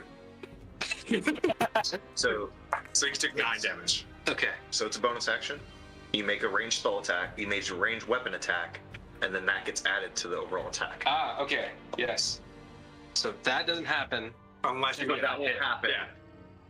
Here comes this nat 1 that you've been waiting on.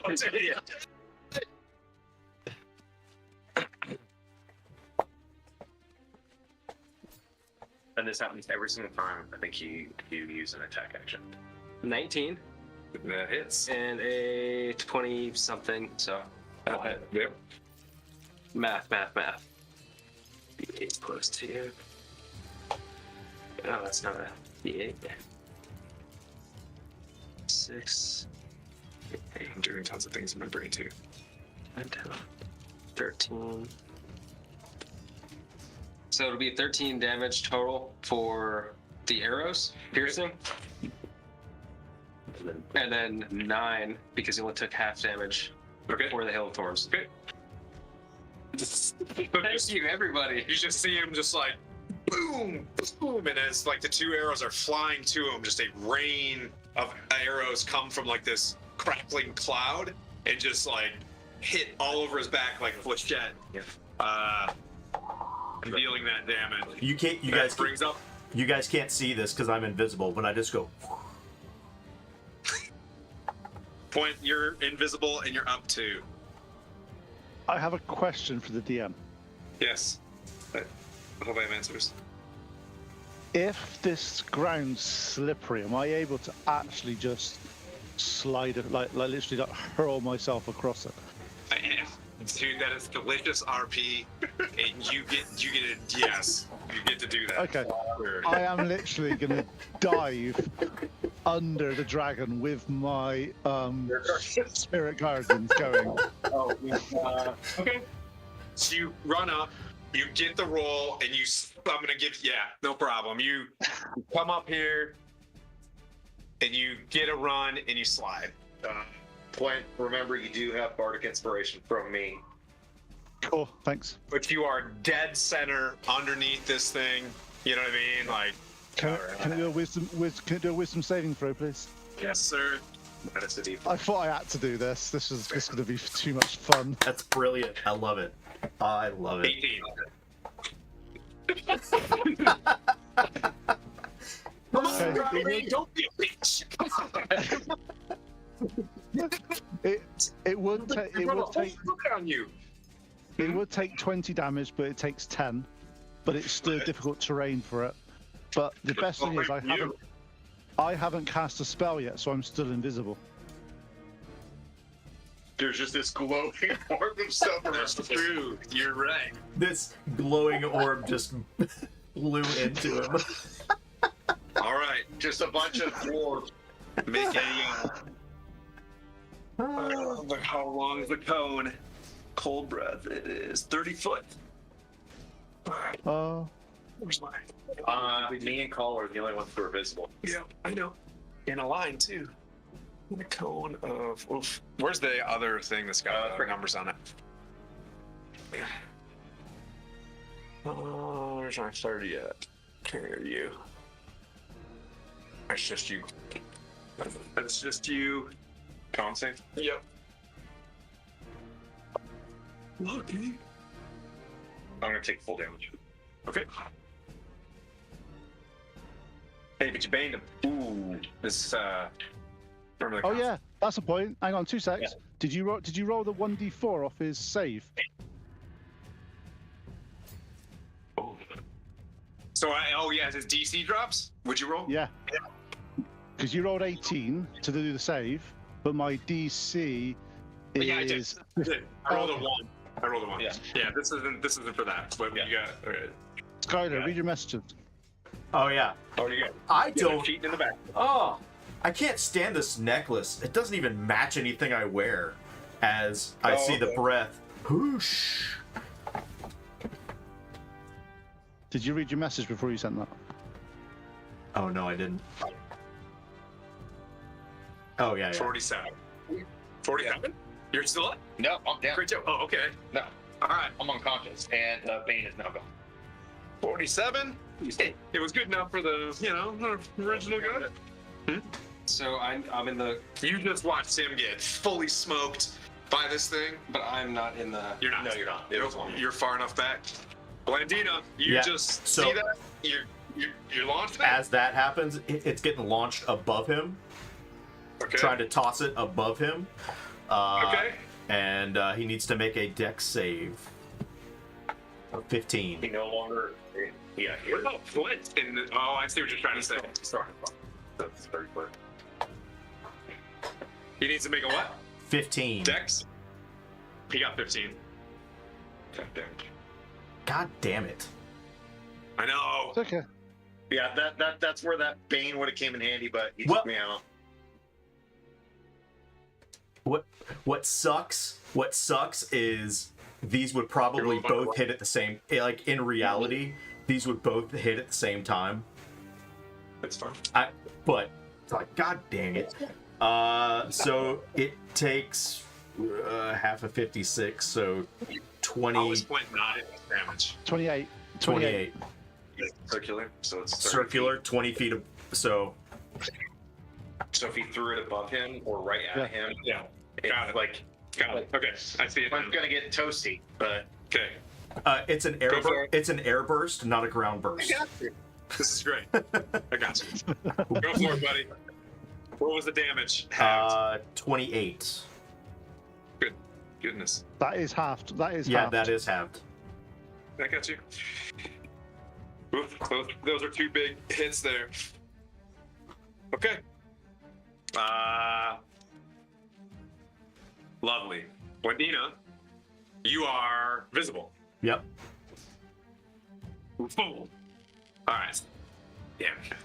No recharge stay. You see him function That's why I checking was his trying- next. He's like, slap. All right, Flynn, who is going to? Oh, these are fun. Wait, that was that. Your Like, turn. that was my previous turn. I was holding that action until I saw the dragon cast the Attack. fire breath. No, it's your turn. So now it would be my turn. So another it's your turn. another fireball, Another fireball? another fireball. The whole necklace. I'm casting fireball now. Oh!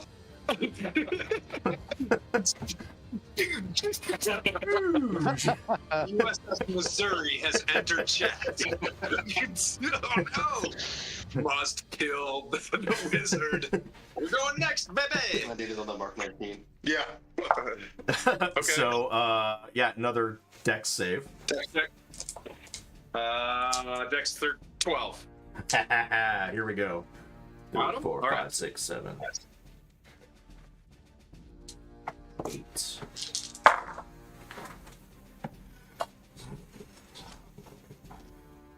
16, 20, 23, 32. Holy shit. So you've Jesus. That's a lot of damage. 70 hit points. As a level 5, just as a foreshadow to how bad this party is. And when I do bad things to you guys, now you know why. Listen. That necklace toss was an 8th level fireball. Yeah. Flynn, tell me something that the party doesn't know about you as you're flashing into a dream memory.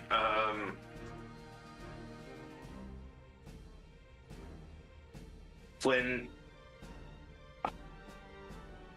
is cycling through like the recent events and feels like he's kind of made a good friendship comrade out of Point, and is feeling like it's more tied to the friend that he lost, Dimitri, and he feels like that is the one tendril that is keeping him from dipping into essentially the darker side of things. Okay. And that through his friendship with Plank, he's like, that is something he's latching onto and holding onto because it's a light that that's tangible and something he can grip. And he kind of keeps trying, he's struggling and chasing for that light, knowing that his friends are in danger and feeling like he's not doing what he should be doing. As you pull back away from that. All right. Waddle. Just boom, like right in front of you. You just watch like all sorts of fireworks. If you were on, Phandalin, there's like flashes on the top of Icespire Peak that people can see from Tim, a far real distance. quick, am I able to move behind that ice block? That's Which one do you want? the far side from the entrance. that? One that I'm Yeah. dead in front of. Make one acrobatics check. 16. Okay. I was about to say, And you're back here? Yeah. she should be able to do that because she's a nimbly elf. Okay. Sure. Why not? Quaddle. All right. Let the arrows fly. And you still have yellow horns. So I that do. is fun. Oh, and I don't think I have any. any more spell slots up? Or does that use a spell slot? That doesn't use this. No, that is no spell slot.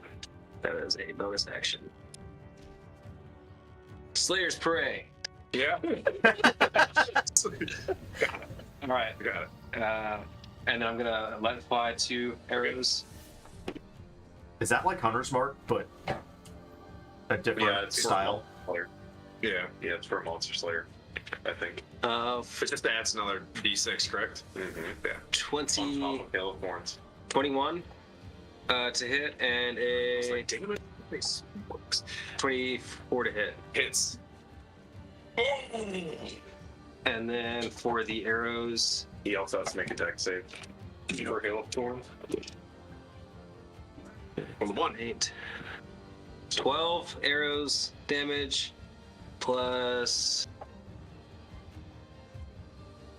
4 Slayer's Prey, And then your and then Hail of Thorns. damage. 4.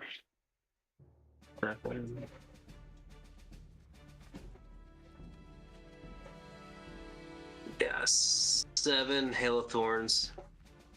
So I will need a. Oh, you already. Okay. Great work, guys. Great work. Yes. Pretty good. Twent. What's it gonna be? As this thing's flapping, just hurling his head, and you see him trailing, looking at Blandina, who just. There's one thing we forgot to do. One thing we forgot to do, just because I completely forgot. On his turn, when he did his thing, he would have to roll a wisdom saving throw. 18. He only takes 9 points of damage. Then. Okay. All right. Man, how far away is Flynn? How far away is Flint? 30 feet. Yeah, 20, 30 feet behind you. Okay, I am going to do this because, hey, it's always good fun. I can't get across there because this is difficult terrain, isn't it? Yep. Oh well, Dragon's going to see me then. I bonus action healing word Flynn. Okay. I'm doing a level 2 one, so you get 12 hit points back, Flynn. Dun, dun, dun, dun, dun, dun. And is the dragon right above me, or is he flying like 10 feet? He's directly above you. Yep. Okay, I am just going to hit him because I can't Okay. cast another spell. I'm going to try to hit him with 10 my. feet up. He's 10 feet up. I'll jump and hit him. Okay. All right. Cool. I like it. You're gonna make an acrobatics check on the bottom end of it. Yeah. No. That doesn't Did you happen. That's not right. Hang Can you on, I make haven't an rolled yet. acrobatics check as you I'm hit it? I gotta see I'm this. looking what. Right, so Warhammer. Oh yeah, 21 to hit, That hits. and that does 8 points of bludgeoning damage. Okay. And you want acrobatics, do you? Yep. They're just Okay. cleaning themselves over there excessively. Yeah. Blah, blah, blah, blah. Does a 12 work? It does. Begrudgingly. Regardless of the spirit guardians, this thing, I need to make a deck save. Correct? No. This is wisdom saving throw on his turn. It's on when turn. it's at his turn, and wisdom saving throw. 12. He fails. Okay. Oh, nice. 21 points of radiant damage, and he is unable to move. This is difficult terrain for him. All right, what's this? Ooh. Fucking spirit guardians.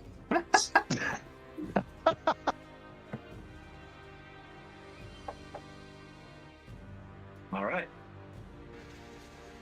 Very well then.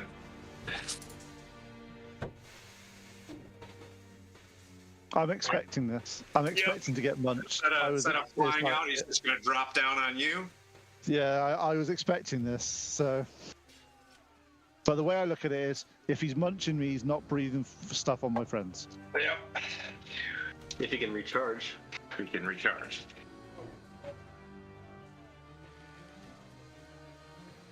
Oh, you lucky bastard. All right. Does a 17 hit? No. You were hit with nothing on this attack as he drops to the ground and just rolls like hot trash. See, Twent the Dragon Slayer. This is all you Yep. have to say here. All right. Ignore the fireballs that have done most of the That damage. would have been really bad. It was really good. All right, Blandina. Okay, so another cannon shot. Gagoosh! Is gonna hit the back. Is not missing. Yeah. Quinn is not missing this one. Oh No, no, it would be in it. he's gonna miss it Or is it- because I'm aiming at the back tower. Do we have the fireball thing. Oh, you're hitting the. Oh, okay, yeah. I'm I got hitting you. the back tower so that only the dragon gets it. Yep, no problem. Yeah, dude, don't even bother. I understand what you're doing. Yeah. If you can cheat in Baldur's Gate, you can cheat in. It's not cheating. It's acting. It's a point that you can see. Yeah. It's centered on a point that you can see. Dex 15. Dex 15. Come on, stupid dice, do your thing. Dex 15. Fail.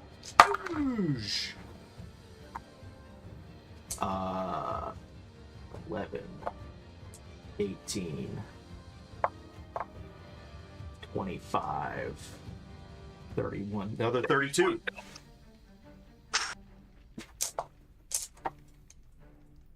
Oh my god, this is like Tiamat, that Tiamat fight again.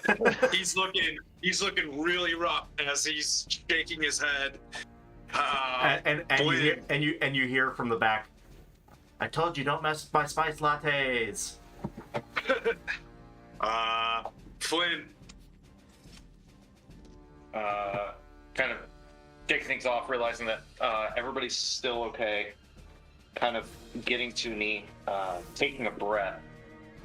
I will start strumming. I scream back to Flynn. Finish him! Pulling out a piece of glass to use it as my pick. Strum, 3rd level, cloud of daggers centered on the dragon's chest. Okay. Which is no save. That's cool. Just 64. Okay.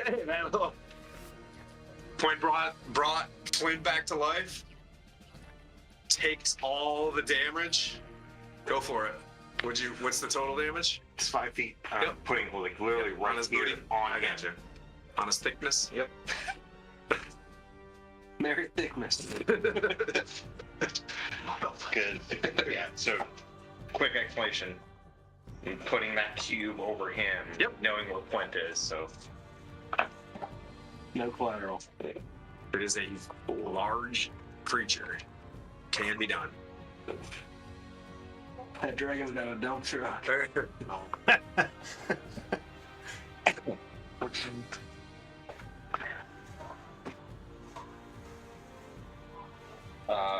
18. No, actually. 18. 20. Gotcha. You're back up. 20. Yep. How would you like to do this, sir? Like icicles just kind of like where my eyes were, breaking through them. Seeing Point kind of almost taking on the dragon face to face. Pulling it out, strumming it. I just wanted to kind of like center on his body, and you start seeing like the chunks of flesh start ripping through him almost like a buzzsaw. And then you see this thing go from kind of go, sorry, Point, it's gonna get nasty. Because Point's gonna be the one taking the brunt of all that blood and all the fist blood, and yeah, you see this thing going from a mythical-looking creature to an animal as it's shred and the meat flies everywhere and it falls to its side and skids a little bit. Right. You start on that note. Then you start to see Puent like visibly getting like raging and basically just running after it, literally, and he jumps on the dragon and starts smacking into it as if he's lost. And it The like bit- all the dragon go down. Kind of like he may have channeled some sort of battle rager blood in his body at some point, but he's gone a little bit doolally. Nice. I think, congratulations, as the hold goes quiet and the rain's still pouring because that's just natural weather. You guys look across at each other, soaking wet, covered in blood and guts, as you guys have slayed Cryovane, the young white dragon. Congratulations, and we'll pick it up in the Theater of the Minds here. Say goodbye to the castles. Yeah. We killed him with friendship. We killed him with friendship. I'll walk up Mirren to. and Heineck are looking down and they see the Battle of Yavin. Yeah. You know, they see the Death Star explode and yeah. I'll walk up to Cryovan and go, "We could have been best friends." And I don't have to deal with Brachus. So there is a win. I don't need to be Brachus for another 2 years. This is fantastic. This works out. Good job. I think that finished right on time too. Woo-hoo-hoo. I was a little nervous. I had to smash the Stronghold Reavers. I had to speed that one up a tad. Good job, everybody. That was Stone Cold It Reavers was awesome. currently held like in charge. Yeah. Numero uno. Look, and we all did epic things. That's all I have to say. He did. The fireballs. The fireballs, I wasn't expecting you to lose in a whole uncommon wondrous item in one round. like, Kill that dragon. Dude, you did. If you didn't do that, there would have been at least 2 more rounds of like someone dying. dude, he saved on that. I know. He would have That thing taken 56 on that first one. That's awesome. And he took That's another awesome. 64 off the other 2. So You do look around and you can see things encased in the ice. There are items there. There are 4 items. And when Mirren and Heineken get to the top, unfortunately, love you guys. You know what I mean? Like, yeah, there's some gold and a couple items. sweet. But Well, you guys we're are at fantastic. we made it to 562 today. So thank you to everyone who followed and rated and That's great. Who stuck should we around. rate this? Blue Box is Oh, perfect. getting us today. So we will see everybody next week, and yeah, have a happy Thanksgiving to everybody. Yep, we'll play with DMP the Sunday after Turkey Day. And then we'll be back with ours the following weekend. So thank you very much. Yeah, see you Does that guys mean we're next not- week. Does that mean, on that note, does that mean we're not playing next weekend? Or We are playing next weekend. Okay, just checking. Cool. See you guys next week. Stick around for the raid.